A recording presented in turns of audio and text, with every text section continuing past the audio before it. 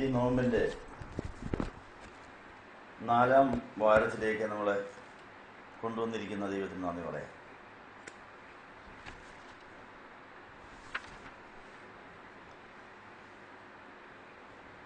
കഴിഞ്ഞ 3 വാരങ്ങളിൽ കൂടെ കിട്ടിയ അനുഗ്രഹങ്ങൾക്ക് നന്ദി പറയാം.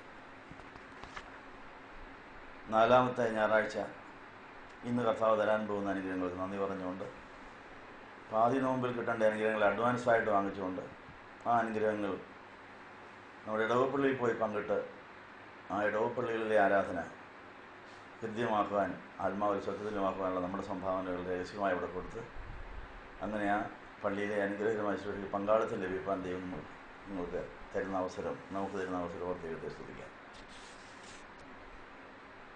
നോമ്പിൻ്റെ 3 വാരങ്ങൾ കഴിഞ്ഞ് സന്തുഷ്ടിയുടെ അനുഭവം കർത്താവ് തരുന്നത് എങ്ങനെയാണ് ഇന്നലെ പഠിക്കുകയുണ്ടായി. 3-ാം ശനിയാഴ്ച 4000 കുടുംബങ്ങൾക്ക് കർത്താവ് എങ്ങനെ സംതൃപ്തി കൊടുത്തുവെന്നാണ് കഴിഞ്ഞ ദിവസത്തെ പാഠം. അപ്പം 3 വാരം നോമ്പെടുത്ത് നമ്മൾക്ക് 3 ദിവസം കൊണ്ട് 4000 പേർക്ക് കൊടുത്ത അനുഗ്രഹ സംതൃപ്തിയും തരുവാൻ കഴിവുള്ളവനാണെന്ന് ഇന്നലെ ഞങ്ങൾ ധ്യാനിച്ചു. പക്ഷെ ആ തൃപ്തി നമുക്ക് കിട്ടിയോ? ആ സ്വയപരിശോധന നടത്തിയപ്പോൾ നമ്മൾ ഇന്നത്തെ വിശുദ്ധ കുർബാന അനുഭവത്തിനായിട്ട് ഒരുങ്ങുകയാണ്. 5 അപ്പം കൊണ്ട് 5000 പേരെ പോഷിപ്പിച്ചപ്പോൾ 5000 പേർ ആഹാരം കഴിച്ചെങ്കിലും ആർക്കും തൃപ്തി ഉണ്ടായില്ല.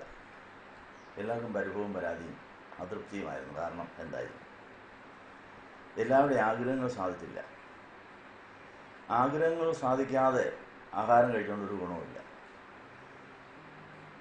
മോഹഭംഗങ്ങളോടും അതൃപ്തിയോടും വിഷാദത്തോടും പരിഭവത്തോടും അതൃപ്തിയോടും കൂടെ ആഹാരം കഴിച്ചാൽ ഒരു ഗുണവുമില്ല. കഴിച്ചെന്ന് തോന്നുകയില്ല. കഴിച്ചു പോയല്ലോ എന്ന് തോന്നുകയും ചെയ്യും.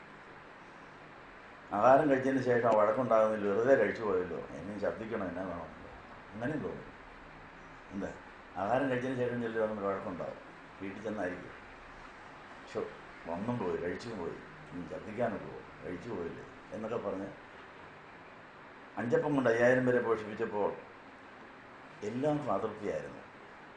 എന്താ കാരണം? അസമയത്ത് അസ്ഥാനത്ത് കർത്താവിൻ്റെ ശിഷ്യന്മാർ അസന്തുഷ്ടിയോടുകൂടെ മുൻകൈ എടുത്ത് ചെയ്തൊരു കാര്യമായിരുന്നു ആ അത്ഭുതം. ഏത് സാഹചര്യത്തിലാണോ എന്നുള്ള കാര്യം നമ്മൾ 5 അപ്പം കൊണ്ട് 5000 പ്രവേശിച്ച് വേദഭാഗം വായിച്ചാൽ മനസ്സിലാവും. അപ്പോസ്തലന്മാർ ഈരുണ്ടായി പല സ്ഥലങ്ങളിലേക്ക് അയച്ചിട്ട് അവർ മടങ്ങി വരുന്ന വഴി യോഹന്നാൻ സ്നാപകനെ കഴുത്തറുത്ത് കൊന്ന കാര്യം അറിഞ്ഞ് യോഹന്നാൻ സ്നാപകൻ്റെ ശവസംസ്കാരത്തിനെ സംബന്ധിച്ച് ഇങ്ങനെ ക്ഷീണവും തളർച്ചയുള്ള 2 സംഭവങ്ങൾക്ക് ശേഷം ഒന്ന് വിശ്രമിക്കാൻ പോയ സ്ഥലത്താണ് 5000 പേര് ഓടിച്ചെന്നത്. നമുക്കും അങ്ങനെയൊക്കെ സംഭവിക്കാം. ഒരു ശവടത്തിന് പോയാലുണ്ടാകുന്ന ക്ഷീണം, ദൂരദേശങ്ങളിൽ പോയി വേല ചെയ്തിട്ട് മടങ്ങി വരുമ്പോഴത്തെ ക്ഷീണം, ഇതൊക്കെ നമുക്കറിയാവുന്ന കാര്യമാണ്. അവർക്കൊരാശ്വാസം കൊടുക്കാൻ വേണ്ടി, അവർക്കൊന്ന് വിശ്രമം കൊടുക്കാൻ വേണ്ടി കർത്താവ് ഒരു വിജനപ്രദേശത്തേക്ക് പോയി അവരവിടെ അങ്ങോട്ട് കുത്തിയിരിക്കുന്നതിന് മുമ്പ് തന്നെ 5000 കുടുംബക്കാർ അത്യാവശ്യം പറഞ്ഞുകൊണ്ട് ഓടിഞ്ഞ് വന്നു. അപ്പോൾ ശിഷ്യന്മാരുടെ മനോഭാവം എന്തായിരിക്കും? നല്ല ക്ഷീണവും തളർച്ചകൾക്ക് ഒന്ന് കിടക്കണമെന്ന് വിചാരിക്കും. ഒരു ഫോൺ കോൾ വന്നാൽ നിങ്ങളുടെ വിചാരം എന്തായിരിക്കും? ആരെങ്കിലും ഒരു അതിഥി കയറി വന്നാൽ നിങ്ങൾക്ക് എന്നാ തോന്നും? അതെല്ലാം നമുക്ക് അസന്തുഷ്ടി ഉണ്ടാക്കുന്ന കാര്യമാണ്. അങ്ങനത്തെ ഒരു മനോഭാവമാണ് ശിഷ്യർക്കുണ്ടായത്. 5000 പേര് കയറി വന്നിരിക്കും. ഞങ്ങൾക്കൊന്ന് ഇരിക്കണ്ടേ, ഞങ്ങൾക്കൊന്ന് ഉറങ്ങണ്ടേ, ഞങ്ങളുടെ ഗുരുവിനോട് ഇതിൻ്റെ റിപ്പോർട്ടൊക്കെ കൊടുത്തിട്ട് ഞങ്ങൾക്ക് വല്ലതും ഒന്ന് പഠിക്കണ്ടേ എന്നൊക്കെ വിചാരിച്ചിരിക്കുമ്പോൾ 5000 പേര് വന്നപ്പോൾ ഇവരെ തഴഞ്ഞേച്ച് കർത്താവ് 5000 പേരുടെ കാര്യങ്ങൾ നടത്തി. അപ്പോൾ ഇതൊക്കെ ഒന്നുകൂടെ അമർഷം കൂടുക. അവർ നോക്കിയിരുന്നു മടുത്തു. ഉച്ച കഴിഞ്ഞ് സന്ധ്യയാറായിട്ടും കൗൺസിലിംഗ് തീരുന്നില്ല, പ്രസംഗവും തീരുന്നില്ല. ഇവർ നോക്കിയിരുന്നു മടുത്തപ്പോൾ കർത്താവ് അവർ സഹി കേട്ടിട്ട് പറഞ്ഞ് കർത്താവ് ഇവരെയും പറഞ്ഞുവിടെ, ഇവരെ ഇങ്ങനെ വെച്ചുകൊണ്ടിരുന്നാൽ എങ്ങനെ ഇവരേക്ക് പോരാനൊക്കെ? ഞങ്ങൾക്കും ക്ഷീണമുണ്ട്, അവർക്കും വല്ലതും കൊടുക്കും, ഞങ്ങൾക്കും വല്ലതും കിട്ടുമല്ലോ. അപ്പോൾ ആ കർത്താവ് നിങ്ങൾ വല്ലതും കൊടുക്കുക, അത് പിന്നെയും അഭിപ്രായ വ്യത്യാസമായി. എന്നാൽ പിന്നെ ഉള്ളത് ഇങ്ങോട്ട് കൊണ്ടുപോകാം. ഇങ്ങനെ വലിയ കലപലയ്ക്ക് ശേഷം സാഹചര്യങ്ങളെ സംബന്ധിച്ച് നിർബന്ധിതമായി അവരെ ഇരുത്തി 5000 പേർക്ക് ആഹാരം കൊടുക്കേണ്ട സാഹചര്യമാണ് വന്നത്. ഇവിടെ എല്ലാം അതൃപ്തികളുണ്ട്, പൊരുത്തക്കേടുകളുണ്ട്. 5000 പേര് ആഹാരം കഴിച്ചപ്പോൾ അവർക്ക് തൽക്കാലത്തേക്ക് ഒരു സന്തോഷം തോന്നി. അവർക്ക് വലിയ പ്രതീക്ഷയുണ്ടായി. ഈ കർത്താവിനെ ഇപ്പം തന്നെ രാജാവാക്കിയ പിന്നെ തീ കുതേണ്ട കാര്യമില്ല, പാചകത്തിൻ്റെ കാര്യമില്ല, വിളമ്പിൻ്റെ കാര്യം, ഇയാളങ്ങ് മുറിച്ചോട് നമുക്ക് തിന്നാമല്ലോ എന്നായി. ഇയാളെ തന്നെ അങ്ങനെ രാജാവാക്കിയേക്കാം. ശിഷ്യന്മാർക്ക് നല്ല കാര്യം, ഇപ്പം തന്നെ രാജവാഴ്ച തുടങ്ങട്ടെ, കർത്താവിനെ രാജാവായിട്ട് അഭിഷേകം ചെയ്ത് സിംഹാസനത്തിൽ ഇരുത്തിയെന്ന് പൊക്കി ഒരു വലിയ അനുമോദനമൊക്കെ നടത്താമെന്നൊക്കെയാണ് വിചാരിച്ചത്. ഇതെല്ലാം പാളിപ്പോയി. ഇതെല്ലാം സ്വർഗ്ഗകോടതിയിലേക്ക് കേസായിട്ട് പോയി. അവിടുന്ന് ദൈവം തമ്പുരാൻ പുത്രനെ അയച്ചു, മോനെ കാര്യം കുഴഞ്ഞു, നിന്റെ പേരിൽ നിന്റെ ജനങ്ങളുടെ ഇവരുടെ പേരിലെല്ലാം ഒത്തിരി കേസ് വന്നിരിക്കുന്നു. ഈ 12 ശിഷ്യന്മാർ നിന്നിപ്പോൾ രാജാവാക്കാൻ പോവുക. ശിഷ്യന്മാരും ഇവർ അവരുടെ കൂടെ ഈ 5000 പേരും കൂടിയിരിക്കുക. പിശാച് പറയുന്ന ഇവരെല്ലാം എനിക്ക് മുമ്പിൽ കൊല്ലണം. ഇവരെ ഈ 12 പേര് മന്ത്രിമാരാകാമെന്ന് പറഞ്ഞാൽ യേശുവിനെ രാജാവാക്കാൻ പോകുന്നത്. അവർ 12നെയും വെള്ളം കുടിപ്പിച്ച് കൊല്ലാൻ ഇവരുടെ അവകാശമുണ്ട്. അത് ഈ 12 പേര് പിശാചിനോട് ഇരുന്നൊരു കാലമുണ്ട്. കേസൊന്നും തീർന്നിട്ടുമില്ല. തൽക്കാലത്തെ കർത്താവരെ കൊണ്ടു നടക്കുന്നു മാത്രം. അപ്പോൾ ഈ കേസുകൾ സ്വർഗ്ഗകോടതിയിൽ ചെന്നു. ഇവരിപ്പം യേശുവിനെ രാജാവാക്കി മന്ത്രിയാകാൻ ഒരുങ്ങുക. പരിപാടി നടക്കില്ല. ഞങ്ങളുടെ അവകാശം തീർന്നതിന് ശേഷം മാത്രമേ ഈ പരിപാടി നടക്കൂ. നിങ്ങൾ കൂടി ഉള്ളതായോ സന്ദേശം? അപ്പോൾ കേസുകൾ ആരാധനയ്ക്കിടയിൽ വരും, ശുശ്രൂഷയ്ക്കിടയിൽ വരും. അറിഞ്ഞിരിക്കണം. നമ്മൾ ശ്രദ്ധ അവസാനത്തേക്ക് മാറിപ്പോയാൽ അത് വലിയൊരു പരീക്ഷയാണ്. നമ്മുടെ മേൽ കേസ് വരും. ഉടനെ തന്നെ അത് റിപ്പോർട്ട് സ്വർഗ്ഗത്തിൽ ചെല്ലും. പിതാവ് ഉടനെ നമുക്ക് നോട്ടീസ് കൊടുത്തേക്കാൻ പറയും. അപ്പോൾ ശിഷ്യന്മാരുടെ ശ്രദ്ധ ആസ്ഥാനത്തേക്ക് തിരിഞ്ഞു, ജനങ്ങളുടെ ശ്രദ്ധയും ആസ്ഥാനത്തേക്ക് തിരിഞ്ഞു. അതൊന്നും അപ്പോഴത്തെ ചെയ്യേണ്ട കാര്യമല്ല. അതിന് മുമ്പ് നടക്കേണ്ട ഒത്തിരി കാര്യങ്ങളുണ്ട്. നമുക്ക് ഈ മുൻഗണനാക്രമമില്ല. ഓരോ കാര്യങ്ങൾ അങ്ങ് മോഹിച്ചോളുക, ആഗ്രഹിച്ചോളുക, ചിന്തിച്ചു കൂട്ടിക്കൊള്ളുക, ഓരോന്നങ്ങ് ചെയ്തോളുക. അതുകൊണ്ട് എന്തെല്ലാം പ്രശ്നങ്ങൾ വരുമെന്നുള്ള കാര്യം നമ്മൾ ഇന്നും പഠിച്ചിട്ടുമില്ല.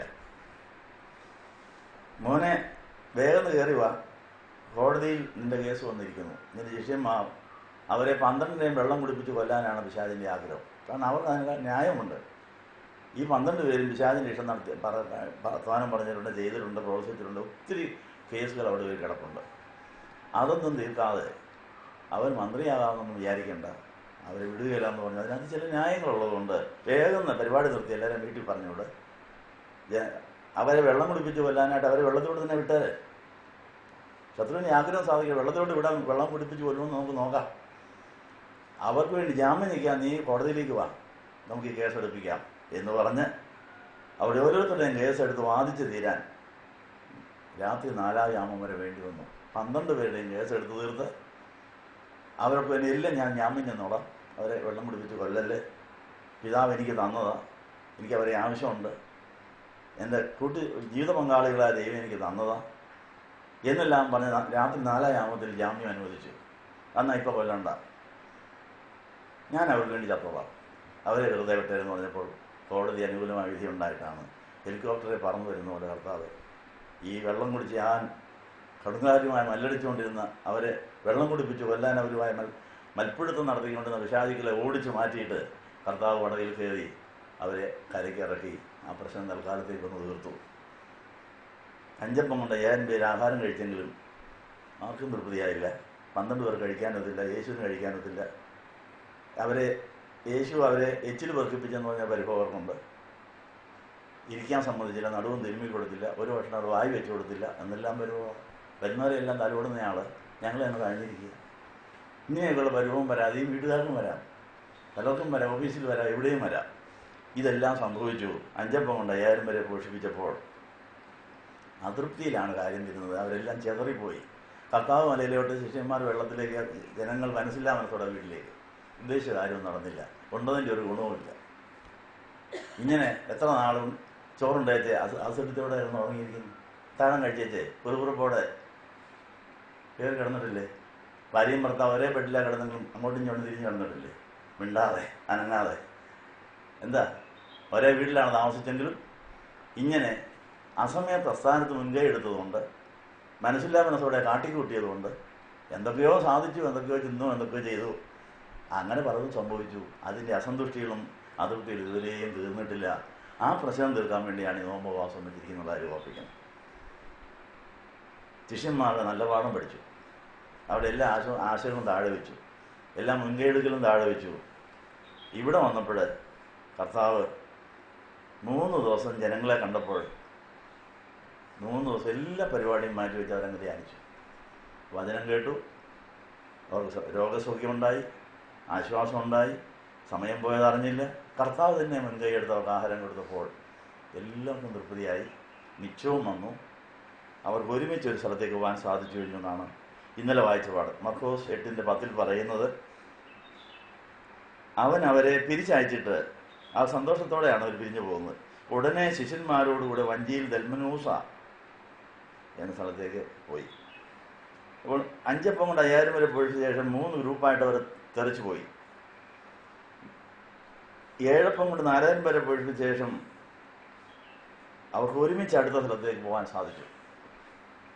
നമുക്ക് ഒരുമിച്ച് പോകാൻ കഴിയണമെങ്കിൽ ദൈവം മുൻകൈ എടുത്ത കാര്യങ്ങൾ നടക്കണം. കല്യാണമായാലും പ്രാർത്ഥനയായാലും ധ്യാനമായാലും കുർബാനയായാലും എന്തായാലും കാര്യസ്ഥനായ പരിശുദ്ധാത്മാവ് മുൻകൈ എടുത്ത് കാര്യങ്ങൾ നടത്താമെങ്കിൽ ഒരുമനത്തോടെ പൊരുത്തത്തോടെ എല്ലാ കാര്യം ചെയ്തിട്ട് എല്ലാ കാര്യം നമുക്ക് തൃപ്തിയായിട്ട് മിച്ചവും വരും. സന്തോഷത്തോടെ സംതൃപ്തിയോടെ പരസ്പര ധാരണയിൽ നമ്മുടെ ജോലിയിലേക്ക് അടുത്ത ജോലിയിലേക്ക് പ്രവേശിച്ച് സന്തോഷത്തോടെ മടങ്ങി വരാൻ സാധിക്കും. ഇതുവരെയായിട്ട് നമുക്ക് സാധിച്ചിട്ടില്ലാത്തതിൻ്റെ കാര്യം അസമയത്ത് അസ്ഥാനത്ത് എന്തൊക്കെയോ കാര്യങ്ങൾ നമ്മൾ പറഞ്ഞിട്ടുണ്ട്, ചെയ്തിട്ടുണ്ട്, ചെയ്യിച്ചിട്ടുണ്ടെന്ന കാര്യം ഇന്നലെ പറഞ്ഞത് ഇന്നലെ എല്ലാവരും ഇല്ലായിരുന്നുകൊണ്ട് ഇന്നൊന്നുകൂടെ ആവർത്തിച്ച് പറയുക. ഈ കുറ്റബോധം നമുക്കുണ്ടെങ്കിൽ ഇപ്പോൾ അതിന് പാപമോചനം ചോദിക്കാൻ പോവുകയാണ്. അതുകൊണ്ട് വേറെ ആരെയും കുറ്റപ്പെടുത്തണ്ട. ഞാനാണ് എൻ്റെ പള്ളി, എൻ്റെ സ്ഥാപനത്തെ അധപ്പതിപ്പിച്ചിരിക്കുന്നത്. വേറെ ആർക്കും ഉത്തരവാദിത്തമില്ലെന്ന് പറയും. എൻ്റെ ആശ്രമത്തിൻ്റെ പ്രശ്നം ഞാൻ കാരണമാണ്. ഞാൻ എന്നത്തിനെ രക്ഷിച്ചുകൊണ്ട് ഇപ്പോൾ ഇവിടെ വന്നിരിക്കുന്നു. എല്ലാം ഓരോരുത്തരെ ഏൽപ്പിച്ചേച്ച് നിങ്ങളെല്ലാം നടത്തിക്കുമെന്ന് പറഞ്ഞിട്ട് മാറി എന്ന് പ്രാർത്ഥിച്ച് എൻ്റെ കുറവ് പരിഹരിക്കാൻ വേണ്ടി ആണ് ഞാൻ ഈ സ്ഥലത്ത് വന്നിരിക്കുന്നത്. എനിക്ക് ആരെക്കുറിച്ച് ഒരു വിവരവുമില്ല. പരാതി. വയസ്സ് 71 പ്രാർത്ഥിച്ചതുപോലെ, മനുഷ്യനായതുപോലെ, ക്രിസ്ത്യാനിയായതുപോലെ, ഒരു പുരോഹിതൻ്റെ പദവികളെല്ലാം ചെയ്തിട്ടില്ല. ഒരു സന്യാസിയുടെ വേഷത്തിലാണെങ്കിൽ ഞാൻ മനസാ വാച കർമ്മണ സന്യാസിയാണോ? ഇതൊക്കെ ഞാൻ എന്നോട് തന്നെ ചോദിച്ചുകൊണ്ടിരിക്കുക.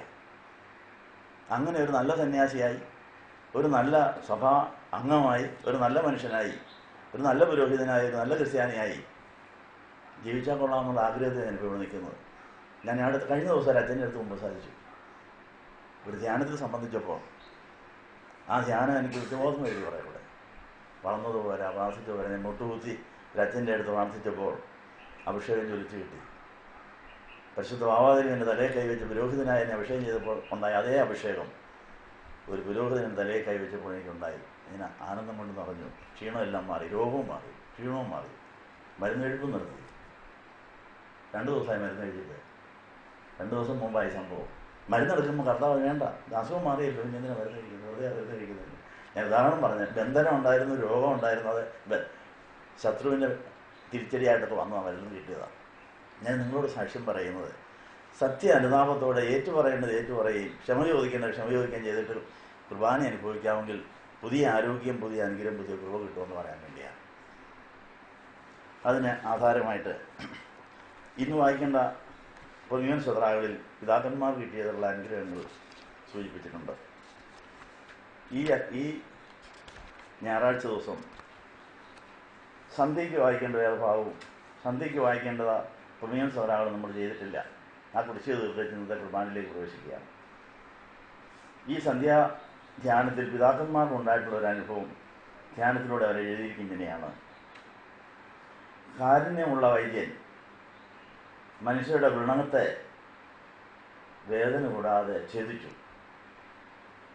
രൂക്ഷതയില്ലാത്ത ഔഷധത്താൽ ലോകവ്രണത്തെ താൻ സൗഖ്യപ്പെടുത്തി. കരുണയുടെ ഉറവ സഹായങ്ങളെ നാനാഭാഗത്തേക്ക് ഒഴുകി. നമ്മുടെ ഈ പ്രാർത്ഥനയിലൂടെ നമ്മുടെ ഉള്ളിൽ ഇതുവരെയും ഉണങ്ങാത്ത മുറിവുകളും ചതവുകളും ഉണ്ട്.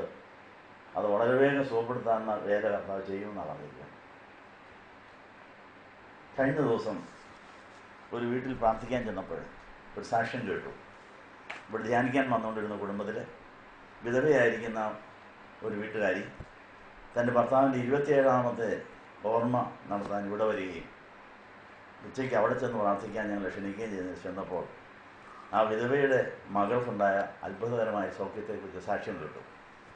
ആ വീട്ടിൽ ചില ശാപങ്ങളുണ്ടായിരുന്നു, ചില ദോഷങ്ങളുണ്ടായിരുന്നു, പൂർവ്വശാപങ്ങൾ, പല പ്രശ്നങ്ങളുണ്ടായിരുന്നു.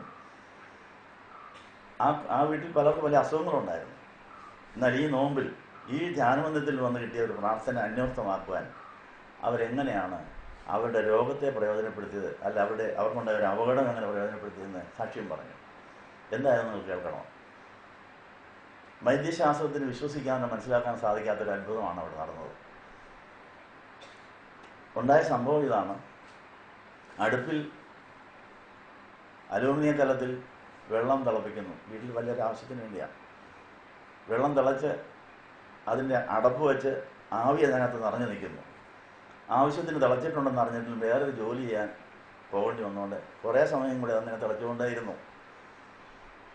അങ്ങനെ ഇരിക്കുമ്പോൾ എന്തോ ചെയ്തുകൊണ്ടിരുന്നതിൽ ഓടി വന്ന് ഈ വെള്ളം എടുത്ത് അത് ഉപയോഗിക്കാൻ പോകുന്ന വഴി കയ്യിൽ നിന്ന് ഇത് തെറ്റിപ്പോയി. പാദത്തെ തെറിച്ച് വീണു. ബാക്കി വെള്ളം മുട്ടിന് മുകളിൽ നിന്ന് താഴോട്ട് മുഴുകി.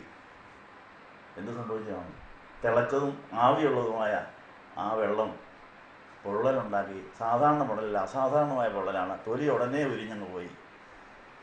മാംസത്തിൻ്റെ ആഴത്തിലേക്ക് ഈ ചൂടുവെള്ളവും ആവിയും കൂടി ചെന്നത് അത് വെന്തുപോയി. ആശുപത്രി കൊണ്ടുവന്നപ്പം അവരന്തം വെട്ടി തുടങ്ങിയൊന്നും സുഖമാകുകയില്ല. മാസങ്ങൾ ചികിത്സിച്ചാലേ ഇത് സുഖമാകും. കാരണം മാംസം വെന്തുപോയ കേസാണ്, തൊലി പോയത് മാത്രമല്ല. ഇത് മുഴുവൻ അഴുകിപ്പോയതിന് ശേഷം പുതിയ മാംസം വളർന്നു വരുന്നതിന് എത്ര മാസങ്ങളെടുക്കുമെന്നൊക്കെ അറിയാവോ? ഒത്തിരി നാൾ ഡ്രസ്സ് ചെയ്യേണ്ടി വരും, ഒത്തിരി നാൾ ചികിത്സിക്കേണ്ടി വരും. ഒത്തിരി നാൾ കഴിഞ്ഞ് സുഖമാകുമ്പോൾ മെഡിക്കൽ സയൻസ് അനുസരിച്ച് അങ്ങനെ. കാരണം അവിടുത്തെ മാംസം മുഴുവൻ വെന്ത് അഴിഞ്ഞ് പോയിരിക്കുക. പക്ഷെ ഈ മകൾ ധ്യാനം കൂടിയ ഒരാളായതുകൊണ്ട് അസഹനീയമായ വേദനയുണ്ട്. ദിനചര്യകളൊന്നും ചെയ്യാനൊക്കുന്നില്ല. ഇടത്തോട്ടോ വലത്തോട്ടോ മുമ്പോട്ടോ ഒന്നും അനങ്ങാനൊക്കാതെ അത്രയ്ക്ക് വേദന സഹിക്കുമ്പോൾ ധ്യാന സന്ദേശങ്ങൾ മനസ്സിലോടിയെത്തി. ഇപ്പോഴാണല്ലോ പ്രാർത്ഥിക്കേണ്ടത്. ഞെരുക്കങ്ങളിലും ദുഃഖങ്ങളിലും നഷ്ടങ്ങളിലും സ്തോത്രം പറഞ്ഞ് പ്രാർത്ഥിക്കണം. ദൈവം നല്ലവനാണ്, നല്ലത് ദൈവം അനുവദിച്ചിട്ടേ സംഭവിക്കുകയുള്ളൂ. എനിക്കിത് വരേണ്ടതാണ്. ദൈവത്തിൻ്റെ അനുവാദത്തോടെ പിശാചിനെ പരീക്ഷിക്കുകയാണ്. എനിക്ക് മാൻപയുടെ കാല് കിട്ടാൻ വേണ്ടി എൻ്റെ കാലിനെ ശുദ്ധീകരിച്ച് സഹായം ലഭിക്കുന്ന പർവ്വതത്തിലേക്ക് ഉയർന്നു കയറുവാൻ, എൻ്റെ അകത്തെ മനുഷ്യൻ്റെ കാലുകളെ സുഖപ്പെടുത്താൻ, എൻ്റെ പുറത്തെ മനുഷ്യൻ്റെ കാലിനെ വെന്ത് അത് വേദന ഉണ്ടാക്കിയിരിക്കുന്നതിന് നന്ദി കർത്താവ്, ഞാനിത് സഹിച്ചോളാം, ഇതെൻ്റെ നന്മയ്ക്കാക്കി തരണമെന്ന് പറഞ്ഞ് സുഖമാകണമെന്ന് പറയുന്നതിനേക്കാൾ അധികമായി ഞാൻ സഹിച്ചോളാം, എനിക്കിത് വേണം എന്ന് പറഞ്ഞു കഴിഞ്ഞപ്പോൾ അത്ഭുതം നടന്നുവെന്നാണ് പറയുന്നത്. കിട്ടിയ വേദനയും കിട്ടിയ സങ്കടത്തെയും കിട്ടിയ അപകടത്തെയും സ്വാഗതം ചെയ്തിട്ട് അതെൻ്റെ കുടുംബത്തിൻ്റെ വിശുദ്ധിക്കും എൻ്റെ വീണ്ടെടുപ്പിനും ദൈവത്തിൻ്റെ കരുണ ഒഴുകി വരുന്നതിനുള്ളൊരു മുഖാന്തരമാകട്ടെ എന്ന് സന്തോഷത്തോടെ പ്രാർത്ഥിച്ചു കഴിഞ്ഞപ്പോൾ അത്ഭുതം നടന്നു. ആശുപത്രിയിൽ നിന്ന് ഡ്രസ്സ് ചെയ്ത് വീട്ടിലേക്ക് വിട്ട ആ മകൾ വീട്ടിൽ വന്ന് പ്രാർത്ഥിച്ച് കുറേ കഴിഞ്ഞപ്പോൾ ഈ ഡ്രസ്സ് ചെയ്തിരിക്കുന്ന തുണിക്ക് അതിൻ്റെ അകത്ത് ചൊറിച്ചിട്ട് വന്നിരിക്കുന്നു. ചൊറിയാനോട്ട് ഒക്കുന്നുമില്ല. കുറച്ച് കഴിഞ്ഞപ്പോഴേക്ക് ഇത് ഊരിപ്പോയെന്നാണ് പറയുന്നത്. ആശുപത്രി ചെന്ന് നോക്കിയപ്പോൾ എല്ലാം ഉണങ്ങിയിരിക്കുന്നു. എന്താ ആ നേഴ്സുമാർ അത്ഭുതപ്പെട്ട് ഡോക്ടറെ വിളിച്ചുകൊണ്ടത്. ഡോക്ടറെ വന്ന് കണ്ടേ, മാസങ്ങൾ കഴിഞ്ഞാൽ പോലും സുഖമാകുകയില്ലെന്ന് പറഞ്ഞ് ചീഞ്ഞഴുകിപ്പോയ ഈ വശം കണ്ട് ഉണങ്ങിയിരിക്കുന്നു. ഇത് അത്ഭുതമാണ് ദൈവം ചെയ്തെന്ന് പറഞ്ഞു. വരുന്നതോടല്ല ഈ വീട്ടുകാർ ഈ സാക്ഷ്യം പറഞ്ഞുകൊണ്ട് ഞങ്ങൾ ചെന്നപ്പോൾ ഞങ്ങൾ ഇരുത്തിക്കൊണ്ട് ഈ സാക്ഷ്യം പറഞ്ഞു. ആ സാക്ഷ്യം ഈ വചനത്തിന് നിവൃത്തിയാണെന്നാണ് പറഞ്ഞു. അർത്ഥം വലിയ വേദന ഉണ്ടായിരുന്ന സാഹചര്യത്തിൽ ഞാനും സഹിച്ചോളാം. കർത്താവ് ഒത്തിരി സഹിക്കില്ലേ? എനിക്ക് വേണ്ടി എന്നെ വഹിച്ചുകൊണ്ട് കാൽവറിയിൽ ഉണ്ടായ വേദന ഇതിനേക്കാൾ വലുതായിരുന്നു. അതിൽ പങ്കുവെച്ചതിന് എനിക്ക് നന്ദി.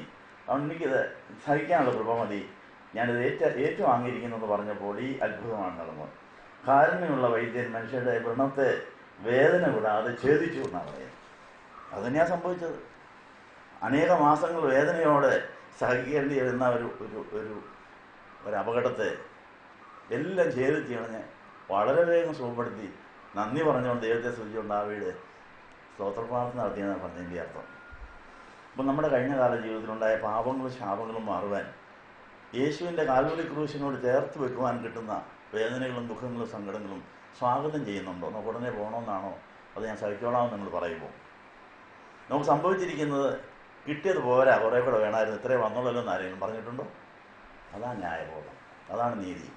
അല്ലാതെ എനിക്ക് ആ തലവേദന ഒന്ന് ഉടനെ പോകണം, പുള്ളി ഉടനെ സുഖമാകണം, ഇപ്പോഴേ എനിക്ക് സുഖം വേണം എന്നല്ല പറയേണ്ടത്. ഇത്രയും വന്നുള്ളല്ലോ ദൈവമേ, ഇത്രേ നീ അനുവദിച്ചിട്ടാണ്, നിൻ്റെ കുരിശിൻ്റെ പങ്കെനിക്ക് കിട്ടിയതാണ്, ഞാൻ സഹിച്ചോളാം, അതെൻ്റെ കുടുംബത്തിൻ്റെ ശുദ്ധിക്കാകട്ടെ, അതെൻ്റെ കാലം മാൻപേടെ കാലാക്കുവാൻ പൂർണ്ണ ആത്മാവോടും പൂർണ്ണ മനസ്സോടും പൂർണ്ണ ഹൃദയത്തോടും ദൈവസ്നേഹത്തോടും കൂടെ എനിക്ക് നിന്നെ സ്നേഹിക്കുവാനുള്ള ശക്തി വേണമെന്ന് പറയുമ്പോൾ ദൈവത്തിൻ്റെ കൃപ ഒഴുകി വരികയും അത്ഭുതം പ്രവർത്തിക്കുകയും പുതിയ ശരീരം, പുതിയ ആരോഗ്യം നമുക്ക് ലഭിച്ച് അത് കർത്താവിനെ സാക്ഷിക്കാൻ പോയിരിക്കുമെന്നാണ് പറഞ്ഞതിൻ്റെ അർത്ഥം.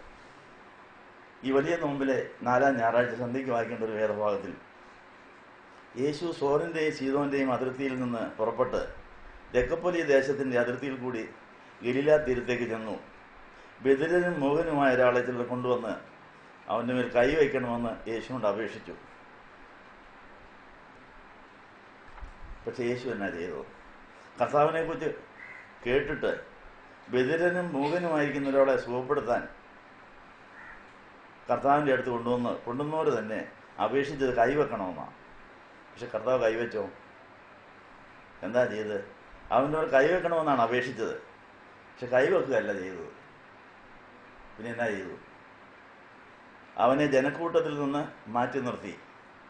മർക്കോസിന് സുവിശേഷം 7-ാം അധ്യായത്തിൻ്റെ 24-നും 37-നും ഇടയിലുള്ള വേദഭാഗമാണിത്. സന്ധ്യയ്ക്ക് വായിക്കേണ്ടതായിരുന്നു. അവിടെ മർക്കോസ് 7-ന്റെ 24-നും 37-നും ഇടയിൽ യേശുവിനോട് അപേക്ഷിച്ചതല്ല കർത്താവ് ചെയ്തത്. നമ്മൾ പറയുന്നത് പോലെയല്ല ദൈവം ചെയ്യുന്നത്. നമ്മൾ പറയുന്ന പോലെയല്ല എൻ്റെ ക്രമം. നമ്മൾ പറയുന്നതിനെ തള്ളിയിട്ട് കർത്താവ് പരിശുദ്ധാത്മാവ് പറയുന്ന ക്രമത്തിലാണ് കാര്യം ചെയ്തത്. അവനെ ജനക്കൂട്ടത്തിൽ നിന്ന് മാറ്റി നിർത്തി. അതിൻ്റെ കാര്യം എന്താ?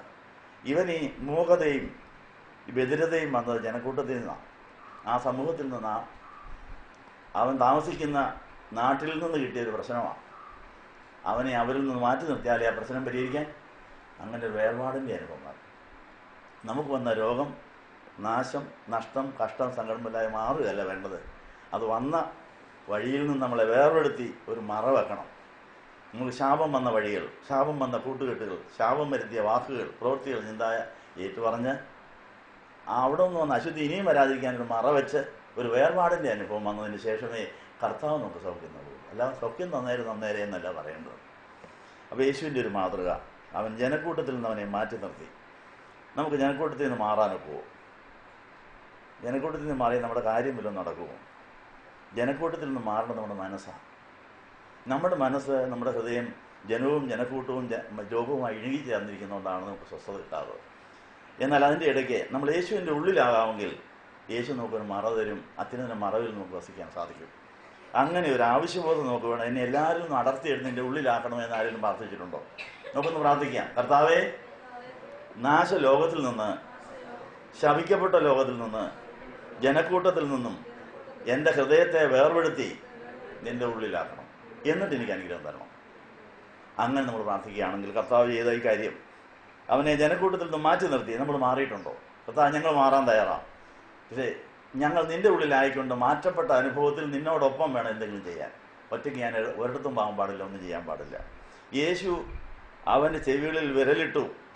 ഇവർ പറഞ്ഞത് തലേ കൈ വെക്കല്ലായിരുന്നു, വിരലുകൊണ്ട് ചെവിയിലിടുകയായിരുന്നു. അപ്പം ആദാമിനെ ഹവ്വയൊക്കെ ആദാമിനെ സൃഷ്ടിച്ച ഈ പുത്രൻ തമ്പുരാൻ ആദാമിൻ്റെ ചെവിയിൽ വിരലിട്ടാണ് എഴുതി ഉണ്ടാക്കിയത്. ആദാമിനെ മണ്ണുകൊണ്ടുണ്ടാക്കി, ദൈവത്തിൻ്റെ വിരലുകൊണ്ടാണ് ഈ കുഴുത്ത ഉണ്ടാക്കിയത്. അതുപോലെ തന്നെ ഇവൻ്റെ ചെവിയുടെ പ്രശ്നം പരിഹരിക്കാൻ വിരലങ്ങോട്ട് ഇടുകയാണ്. യേശു അവൻ്റെ ചെവികളിൽ വിരലിട്ടു. അടുത്ത പണി, തുപ്പൽ കൊണ്ട് അവൻ്റെ നാവിൽ തൊട്ടു. കർത്താവിൻ്റെ തുപ്പലിന് ഔഷധവീര്യമുണ്ട്. കർത്താവിൻ്റെ സലൈവ, മുമിനീർ ഔഷധവീര്യമുള്ളതാണ്. പൊട്ടക്കണ്ണൻ്റെ കണ്ണ് കീഴ്പ്പെടുത്താനും തുപ്പല് മണ്ണിൽ കുഴച്ച് പുരട്ടി അത് മരുന്നായി തീർന്നു. അപ്പോൾ ചെവിയിൽ വിരലിട്ടു, തുപ്പൽ കൊണ്ട് നാവിൽ തൊട്ടു, സ്വർഗത്തിലേക്ക് നോക്കി നെടുവീർപ്പിട്ടു. അതെന്താ നെടുവീർപ്പിട്ട്? അപ്പം ഇതിൻ്റെ പുറകിൽ തിന്മയുണ്ട്, പിശാചിൻ്റെ ബന്ധനമുണ്ട്. ആ സമൂഹം അതുപോലെ ശപിക്കപ്പെട്ടതായിരുന്നു. ആ സമൂഹത്തിൽ നിന്ന് അവനെ വേർപെടുത്തി മാറ്റി നിർത്തി ഈ സമൂഹത്തിൽ നിന്നിലേക്ക് കയറിയ തിന്മയെ അവിടുന്ന് അടിച്ചു മാറ്റി അവന് സൗഖ്യം കൊടുക്കുകയാണ്. ഇത്രയ്ക്ക് ചിലവുള്ളതാണ് സൗഖ്യവും ആരോഗ്യവും. കർത്താവ് നെടുവീർപ്പിട്ട് കരഞ്ഞുകൊണ്ട് ഇവന് വേണ്ടി ഞാനും മരിച്ചോളാം, ഇവൻ്റെ മേൽ അവകാശമുള്ള തിന്മയ്ക്ക് ഞാൻ പകരം കൊടുത്തോളാം, ഞാൻ തന്നെ അതിന് പകരമായിക്കൊള്ളാം. ഇതെല്ലാം ചെയ്തതിന് ശേഷം കർത്താവ് എഫ്ഫാത്ത എന്നൊരു വാക്ക് പറഞ്ഞു. അത് കേട്ട ഉടനെ സൗഖ്യം കിട്ടിയെന്നാണ്. അവനോട് തുറക്കപ്പെടട്ടെ എന്നർത്ഥമുള്ള എഫ്ഫാത്ത എന്ന് പറയുകയും ചെയ്തു. ഉടൻ തന്നെ അവൻ്റെ ചെവികൾ തുറന്നു, നാവിൻ്റെ കെട്ടഴിഞ്ഞു. പിന്നെ ഒരു അപകടം സംഭവിച്ചു. എന്താന്ന് വായിച്ചു നോക്കണം. അവൻ സുടമായി സംസാരിക്കുകയും ചെയ്തു. ഇക്കാര്യം ആരോടും പറയരുതെന്ന് യേശു കർശനമായി അവനോട് കൽപ്പിച്ചു. എന്തുകൊണ്ടാണ്? വർത്തമാനം പറയാൻ കഴിവ് കിട്ടി, കേൾക്കാനും കഴിവ് കിട്ടി. ഇനി കേൾവിയും വർത്തമാനത്തിൻ്റെ പോലായിരിക്കും. എന്താ, സൂക്ഷിച്ചോണം. ഇനി ഇതിനേക്കാൾ അധികം തിന്മയാ ചോദിക്കാൻ പോവുകയാണ്. നിന്നെ സമൂഹത്തിൽ നിന്ന് തൽപ്പാലത്തേക്കൊന്ന് മാറ്റി നിർത്തി നിന്റെ നാവും നിന്റെ ചെവിയും അടച്ചു കളഞ്ഞ തിന്മ ഇനിയും ലോകത്തിലുണ്ട്. ഇനി ആരോടും വർത്തമാനം പറയാൻ പോകണ്ട, ഇനി ആരും പറയുന്നത് കേൾക്കാനും പോകണ്ട, എൻ്റെ കൂടെ വാ, നമുക്കൊന്നിച്ച് പോവാം. അതൊന്നും കേട്ടില്ല. വർത്തമാനം പറയാൻ അങ്ങോട്ട് തുടങ്ങിക്കഴിഞ്ഞപ്പോഴത്തേക്ക് എന്തൊരു രസമാണെന്നറിയാം. വർത്തമാനം കണ്ടവരോടെല്ലാം വർത്തമാനം പറയാൻ തുടങ്ങി. പിള്ളേർക്ക് വർത്തമാനം പറയാൻ കഴിവിട്ടിയാൽ എന്തെല്ലാം കാര്യമാണ് പറഞ്ഞുകൊണ്ട് നടക്കുന്നത്.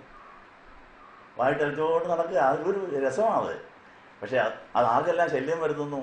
പഠിക്കുന്നവർക്കും ജോലി ചെയ്യുന്നവർക്കും അയൽവക്കക്കാർക്കും എന്തുമാത്രം ശല്യം നമ്മൾ വരുത്തി കാണും വർത്തമാനം പറയാൻ തുടങ്ങിയപ്പോഴേ. ഏതായാലും ഈ മനുഷ്യൻ കിട്ടിയതായ കഴിവിനെ ദുർവിനിയോഗം ചെയ്യുകയാണ്. സ്ഫുടമായി സംസാരിച്ചു. ഇക്കാര്യം ആരോടും പറയരുതെന്ന് പറഞ്ഞു. യേശു കർശനമായോട് കൽപ്പിച്ചെങ്കിലും ആ കൽപ്പന അവനനുസരിക്കുവാൻ കഴിഞ്ഞില്ല. എന്നാൽ എത്രയേറെ കർശനമായി കൽപ്പിച്ചോ അത്രയധികം അവൻ അത് പ്രസിദ്ധപ്പെടുത്തി. അതുകൊണ്ട് എന്തു സംഭവിച്ചു? അവന് കിട്ടിയതായ വർത്തമാനം പറയാനുള്ള കഴിവും കേൾക്കാനുള്ള കഴിവും അധികം തിന്മയായ കാര്യത്തിന് വേണ്ടി ഉപയോഗിച്ചു. അതുകൊണ്ട് അവനെ കർത്താവിൻ്റെ കുരിശിൻ്റെ ജോലിയിലുണ്ട് ഈ പുള്ളി. ഇവന് ഞാൻ വർത്തമാനം പറഞ്ഞുകൊണ്ട് നടക്കുക, രസിച്ചുകൊണ്ട് നടക്കുക. ഓരോ വാക്കിനും ന്യായവിധിയുണ്ട്. അവൻ ദൈവത്തിൻ്റെ കൽപ്പനയില്ലാതെ പറഞ്ഞ എല്ലാ കാര്യവും പാപമായി, ബന്ധനമായി, ശാപമായി, അവസാനം സമൂഹത്തിന് ശല്യമായി തീർന്നു. അവൻ്റെ കാതും അവൻ്റെ നാവും പാവത്തിന് വിശാതെ ഉപയോഗിച്ചുകൊണ്ടിരുന്നു. അവൻ മിടുക്കനായിരുന്നെങ്കിൽ കർത്താവ് എന്തുകൊണ്ടാണ് എന്നോട് സംസാരിക്കരുതെന്ന് പറഞ്ഞത്? നീ എൻ്റെ കൂടെ വാ, നമുക്കൊന്നിച്ച് പോയി, നിൻ്റെ പ്രശ്നം തീർന്നിട്ടില്ല, ഞാൻ തൽക്കാലം ജാമ്യം നിന്നതേ ഉള്ളൂ, ഞാൻ നിനക്ക് വേണ്ടി മരിച്ചോളാം എന്ന് പറഞ്ഞപ്പോഴാണ് നിൻ്റെ പ്രശ്നങ്ങൾ തൽക്കാലം കൊണ്ട് മാറിയത്. ഞാൻ നിനക്ക് വേണ്ടിയും കൂടെ കുരിശെടുത്തുകൊണ്ട് കാൽവറിയിലേക്ക് പോകാൻ പോവുകയാണോ? നമുക്കൊന്നിച്ച് പോവാം. കാൽവറി ക്രൂശിൽ ഞാൻ നിനക്ക് വേണ്ടിയും കൂടെ മരിച്ചതിന് ശേഷം, ഉയർത്തതിന് ശേഷം ഞാൻ നിന്നെ പിന്നെയും കാണാം. അത് കഴിഞ്ഞ് സ്വർഗ്ഗാരോഹണം ചെയ്യും. അത് കഴിഞ്ഞ് ശിഷ്യന്മാരെല്ലാം കാത്തിരുന്ന് പരിശുദ്ധാത്മാവിൻ്റെ കാത്തിരുന്ന് നിനക്ക് വേണ്ടി കൂടാം. പരിശുദ്ധാത്മാവിൽ നിറഞ്ഞതിന് ശേഷമേ സാക്ഷിയാകാവൂ. ശക്തി പ്രാപിച്ചതിന് ശേഷമേ ലോകത്തിന് അറ്റങ്ങളോളം എവിടെ പറഞ്ഞു? അപ്പോസ്തല പ്രവൃത്തി 1:8 അന്നേരം വർത്തമാനം പറയേണ്ടത്. അല്ലാതിന് മുമ്പ് കിട്ടിയത് അടക്കി ഒതുക്കി വെക്കണം. നമ്മൾ പരിശുദ്ധാത്മാവിൽ നിറയുന്നതിന് ആരോടെല്ലാം എന്തെല്ലാം വർത്തമാനം പറഞ്ഞിരിക്കുന്നു. ദൈവം നമ്മൾ എന്നിരിക്കുന്ന വർത്തമാനം പറയാനുള്ള കഴിവ് ആരെയെല്ലാം പരിഹസിച്ചിട്ടുണ്ട്. ആരോടും പറയുന്നു പറഞ്ഞ് ആരെക്കുറിച്ചെല്ലാം കുറ്റം പറഞ്ഞിട്ടുണ്ട്. അതെല്ലാം കേസായിട്ട് കിടക്കുക. ദൈവം നമുക്ക് വർത്തമാനം പറയാൻ തന്ന കഴിവും കേൾക്കാൻ തന്ന കഴിവും പഞ്ചേന്ദ്രിയങ്ങൾ തന്ന കഴിവും നമ്മൾ ദുർവിനിയോഗം ചെയ്തു. ദൈവം കൽപ്പിക്കാതെ ഇത് ആരോടെല്ലാം എന്തെങ്കിലെല്ലാം പ്രയോഗിച്ചോ അതെല്ലാം ശാപവും ബന്ധനമായി കിടക്കുന്നു. ആ പ്രശ്നമാണ് തീരേണ്ടത്. അതുകൊണ്ട് ഇവൻ്റെ ഈ കാതിൻ്റെയും നാവിൻ്റെയും പ്രശ്നം തീർന്നെങ്കിൽ അത് വലിയ പുതിയ പ്രശ്നം ഉണ്ടാക്കി. ഈ പ്രശ്നം പരിഹരിക്കാൻ വേണ്ടിയാണ് ഇപ്പോൾ ഹോസ്വയ പ്രാർത്ഥന നടത്താൻ പോവുക. നമുക്ക് വർത്തമാനം പറയാനും കാണാനും ദൈവം തന്ന കഴിവ് പരിശുദ്ധാത്മാവ് പറഞ്ഞ പോലെയാണ് ഉപയോഗിച്ചത്. അല്ലാത്തതിന് ക്ഷമ ചോദിച്ചോളുക. നമുക്ക് കർത്താവ് പഞ്ചേന്ദ്രിയങ്ങൾ തന്നതിന് നന്ദി പറഞ്ഞിട്ട് ദൈവഹിതപ്രകാരം അല്ലാതെ ഞാൻ പല ഇടങ്ങളിൽ ഇത് പ്രയോഗിച്ചിട്ടുണ്ട്. ആ ശാപം തീർന്നിട്ട് മതി, എനിക്ക് അനുഗ്രഹം മതി, ഞാൻ അതൊരു മിണ്ടാതിരുന്നോളാം. 46-ാം സങ്കീർത്തനം 10-ാം വാക്യത്തിൽ എന്നാ പറയുന്നത്? മിണ്ടാതിരുന്ന് ഞാൻ നല്ലവനെന്ന്. ഇപ്പം ദൈവത്തെ അറിയണമെങ്കിൽ മിണ്ടാനുള്ള കഴിവ് വേണ്ടാന്ന് വെക്കണം. മൗനമായി മാറിയിരുന്ന് ശക്തി പ്രാപിച്ച് കർത്താവ് പറയുമ്പോഴേ മിണ്ടാവൂ. മിണ്ടുന്നതിന് കൂടെ കൃപയും ഉപ്പും കൂടി ഉണ്ടായിരിക്കണം. കൊലോസ്യർ 4:6 എന്നാ പറയുന്നത്? കൃപയും ഉപ്പുള്ള വാക്ക് മാത്രമേ, കൃപയും ഉപ്പില്ലാത്ത എന്തെല്ലാം വാക്യങ്ങൾ നമ്മൾ പറഞ്ഞിരിക്കുന്നു. ഇന്നത്തെ വിഷയം കനാന്യ ശാപമാണ്. നോഹയുടെ മകൻ ഹാമിൻ്റെ മകൻ ഹനാൻ വല്യപ്പൻ കുടിച്ചു മതിച്ച് നഗ്നനായി കിടക്കുന്നത് കണ്ടതും ശരിയാ, അത് ചിലരോട് പറഞ്ഞതും ശരിയാ. പക്ഷെ കിട്ടിയതെന്നാ? ശാപം. നമ്മൾ കണ്ടതും കേട്ടതും ആരോടെല്ലാം എഴുന്നള്ളിച്ചിരിക്കുന്നു. പുരോഹിതന്മാരുടെയും മാതാപിതാക്കളുടെയും സഹോദരി സഹോദരങ്ങളുടെയും മറ്റുള്ളവരുടെയും എന്തെല്ലാം കാര്യങ്ങൾ ആരോടെല്ലാം പറഞ്ഞിരിക്കുന്നു. കാര്യമായിരിക്കാം, പക്ഷേ അത് ശാപം മാത്രമേ വരുത്തുകയുള്ളൂ. കൃപയൊപ്പമില്ലാത്ത വാക്കുകൾ നമ്മൾ എവിടെയെല്ലാം ആരോടെല്ലാം പറഞ്ഞിരിക്കുന്നു. അതെല്ലാം നമ്മൾ എന്നും ബന്ധനമായി ശാപമായി കിടക്കുന്നു. അതിന് പരിഹാരം വരുത്തിയെങ്കിൽ മാത്രമേ ഉയർത്തെഴുന്നേറ്റ യേശുവിനെ കണ്ട് സ്വർഗ്ഗാരോഹണം ചെയ്യുന്ന യേശുവിൻ്റെ അനുഗ്രഹം വാങ്ങിച്ച് കാത്തിരുന്ന അടുത്ത ബന്ധുക്കോസ് നമ്മുടേതാകൂ. അത് ആഗ്രഹിക്കുന്നവർക്ക് എഴുന്നേൽക്കാം. അതുകൊണ്ട് ഇപ്പോൾ പാമോചനം പ്രാർത്ഥന നടത്തുകയാണ്. ക്ഷമ ചോദിക്കേണ്ടവരോട് ക്ഷമ ചോദിക്കാനും അനുഗ്രഹം വാങ്ങേണ്ടതിന് ദൈവസന്നിധിയിൽ മിണ്ടാതിരിക്കാൻ തീരുമാനമെടുക്കുന്നവർക്ക് ഇപ്പോൾ ക്രൂശോയെ പ്രാർത്ഥനയ്ക്ക് മുമ്പോട്ട് വരാം. വിശുദ്ധ മത്തായിയുടെ സുവിശേഷം 15-ാം അധ്യായം 21 മുതൽ 31 വരെ. യേശു യാത്ര പുറപ്പെട്ട് സോർ സീദോൻ പ്രദേശങ്ങളിലേക്ക് വന്നു. അപ്പോൾ ആ പ്രദേശങ്ങളിൽ നിന്നൊരു കനാന്യ സ്ത്രീ വന്ന്, കർത്താവേ, ദാവീദ് പുത്ര, എന്നോട് കനിവുണ്ടാകണമേ, എൻ്റെ മകളെ കഠിനമായി ഭൂതം ബാധിച്ചിരിക്കുന്നുവെന്ന് നിലവിളിച്ചു പറഞ്ഞു. യേശു അവളോട് ഉത്തരം പറഞ്ഞില്ല. അപ്പോൾ ശിഷ്യന്മാരടുത്ത് ചെന്നവനോട്, നമ്മുടെ പിന്നാലെ വന്ന് നിലവിളിക്കുന്നവളെ പിരിച്ചുവിടണമേ എന്ന് അപേക്ഷിച്ചു. അവൻ ഉത്തരമായി, ഇസ്രായേൽ ഗൃഹത്തിൽ നിന്ന് നഷ്ടപ്പെട്ടു പോയ ആടുകളുടെ അടുക്കിലേക്ക് മാത്രമാണ് ഞാൻ നയിക്കപ്പെട്ടിരിക്കുന്നത് എന്ന് പറഞ്ഞു.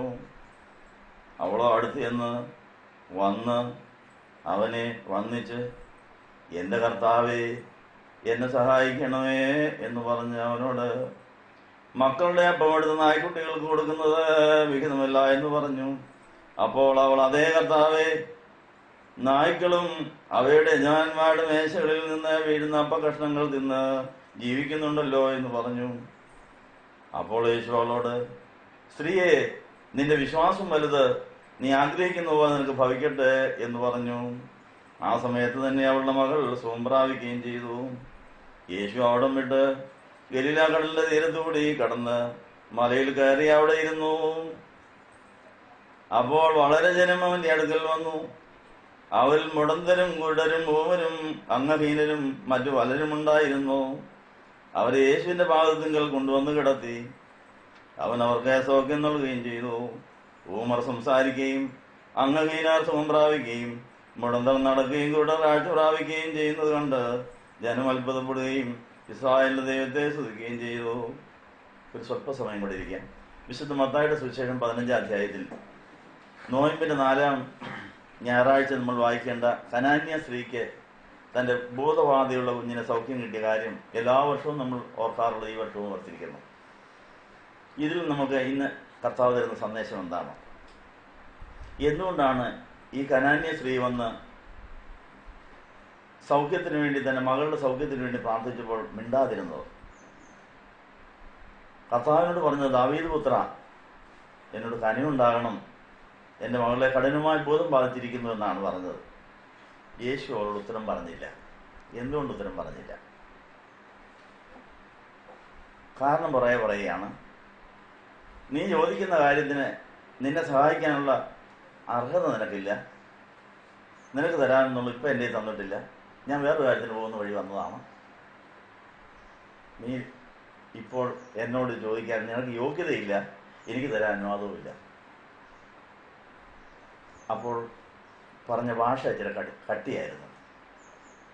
ആരെയും പ്രകോപിപ്പിക്കുന്ന മറുപടിയാണ് കർത്താവ് പറയുന്നത്. അതിനും പല കാരണങ്ങളുണ്ട്. ഉത്തരം പറയാതിരുന്നു എന്നുള്ളതിൻ്റെ കാരണം പലതുണ്ട്. അത് ഓരോന്നോരോന്നായി പരിശോധിച്ചാൽ നമുക്കും അതിന് പശ്ചാത്തലം മനസ്സിലാവും. ശിഷ്യന്മാർ അടുത്ത് ചെന്ന് അവനോട്, നമ്മുടെ പിന്നാലെ നിലവിളിക്കുന്ന ഇവളെ പിരിച്ചുവിടുന്നു എന്ന് അപേക്ഷിച്ചിട്ട് അപ്പോഴും പറയുന്നത് നിരുത്സാഹം വരുന്ന തരത്തിലുള്ള മറുപടിയാണ് കിട്ടുന്നത്. ശിഷ്യന്മാർ അപേക്ഷിച്ചിട്ടും അവരെ ഇതിനകത്ത് ഇടപെട്ടിട്ടും പ്രശ്നത്തിന് പരിഹാരം വരുന്നില്ല. അവൻ ഉത്തരമായി, ഇസ്രായേൽ ഗൃഹത്തിന് നഷ്ടപ്പെട്ടു പോയ ആടുകളുടെ അടുക്കിലേക്ക് മാത്രമാണ് ഞാൻ അയക്കപ്പെട്ടിരിക്കുന്നതെന്ന് പറഞ്ഞു. ഇപ്പൊ ഇസ്രായേൽ ഗൃഹത്തിലെ യഹൂദന്മാരെ സഹായിക്കുന്ന പരിപാടിയാണ് ഇപ്പം എനിക്കുള്ളത്. ഇവൾ പ്രജാതിക്കാരത്തിയാണ്, ഇവൾ കൊടുക്കാനൊന്നും എൻ്റെ ഇല്ല എന്ന് പറഞ്ഞു. അവൾ അടുത്ത് ചെന്ന് അവനെ വന്ദിക്കുകയാണ്. അപ്പം മിണ്ടാതിരിക്കുന്ന ആളുടെ അടുത്ത് ശിഷ്യന്മാർ ചോദിച്ചപ്പോൾ മിണ്ടിയത് തന്നെ അവൾക്ക് യോഗ്യതയില്ല എന്നുള്ള കാര്യമാണ്.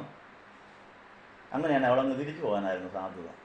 അപ്പം അങ്ങനെയാണ് എനിക്കൊന്നുമില്ലെങ്കിൽ യഹൂദന്മാരെ മാത്രം നോക്കാൻ വന്നയാളിന് അടുത്ത് ഞാൻ വന്നു പോയല്ലോ, നഷ്ടപ്പെട്ടു പോയല്ലോ, ശല്യമായല്ലോ, എന്തിനാണ് ഞാൻ ഇങ്ങോട്ട് വന്നതെന്ന് വിചാരിച്ചാൽ തിരിച്ചു പോയില്ലെന്നുള്ളതാണ്. പിന്നെ എന്താ ചെയ്തത്? ഇസ്രായേൽ ഗ്രഹത്തിൽ നഷ്ടപ്പെട്ടു പോയവരുടെ അടുക്കിലേക്ക് പോകുന്ന വഴിയാണ് നിന്നെ കണ്ടത്. അങ്ങനെയാണ് ഞാൻ അങ്ങോട്ടേക്ക് പോകുന്ന വഴിയാണത്. അവൾക്ക് ഇനിയും എന്നിൽ നിന്ന് സഹായം പ്രാപിക്കാൻ എന്തെങ്കിലും പഴുതുണ്ടോ എന്നാലോചിച്ച് അവളുടെ വിശ്വാസം വർദ്ധിക്കുകയാണ്. അടുത്തു വന്ന് അവനെ വന്ദിക്കുകയാണ്. നമ്മളെ കൊണ്ട് പറ്റുന്നൊരു കാര്യമാണത്. എനിക്ക് നിനക്കൊന്നും തരാനില്ല, ഞാൻ വേറൊരിടത്തേക്ക് പോവുക, നടന്നു നിൽക്കേ ഓ എന്നൊക്കെ പറയുമ്പോൾ വന്നിച്ച് കർത്താവെ നാളിനെ വിളിക്കുമോ? കർത്താവെ എന്ന് അവൾ വിളിക്കുന്നത്. ഇത് അവളുടെ കർത്താവെന്ന് അവളോട് ആര് പറഞ്ഞു? പരിശുദ്ധാത്മാവിന് മാത്രമേ യേശുവിനെ കർത്താവെന്ന് വിളിപ്പിക്കാൻ കഴിയും. അപ്പോൾ പരിശുദ്ധാത്മാവ് ഉള്ളിൽ പ്രവർത്തിച്ചുകൊണ്ടിരിക്കുകയാണ്. അപ്പോൾ നമ്മുടെ വീട്ടിലെ ഭൂതബാധ നമ്മളെ പരിശുദ്ധാത്മ പ്രേരണയിലേക്ക് ആനയിച്ചിട്ടുണ്ടോ? എങ്ങനെയാണ്? ഒത്തിരി മന്ത്രവും തന്ത്രവും ഒക്കെ ചെയ്ത് കാണും, പല വഴികളിൽ പോയി കാണും. അവർ എല്ലാ വഴികളും അടഞ്ഞിട്ടും ഭൂതം മാറുന്നില്ല. അവസാനം ഇവൾ അന്വേഷിച്ചു ഇതാരെ കൊണ്ട് പറ്റും. അവൾ ഒത്തിരി അന്വേഷണങ്ങൾ നടത്തി. ഈ യേശുവിനെ കുറിച്ച് പഠിച്ച പാഠങ്ങളിൽ നിന്ന് ഇതാരാണെന്ന്, ഇത് ദാവീദിന്റെ പുത്രനാണ്, കനിവുള്ള ആളാണ്, ഒത്തിരി പേരെ സുഖപ്പെടുത്തിയ ആളുകളാണ്. നമ്മൾ ദാവീദ് പുത്രനായ യേശുവിൽ നിന്ന് കരുണ പ്രാപിപ്പാനെ കർത്താവെന്ന് വിളിച്ചിട്ടുണ്ടോ? വിളിച്ചെങ്കിൽ തന്നെ ദൈവാത്മാവിലാണോ?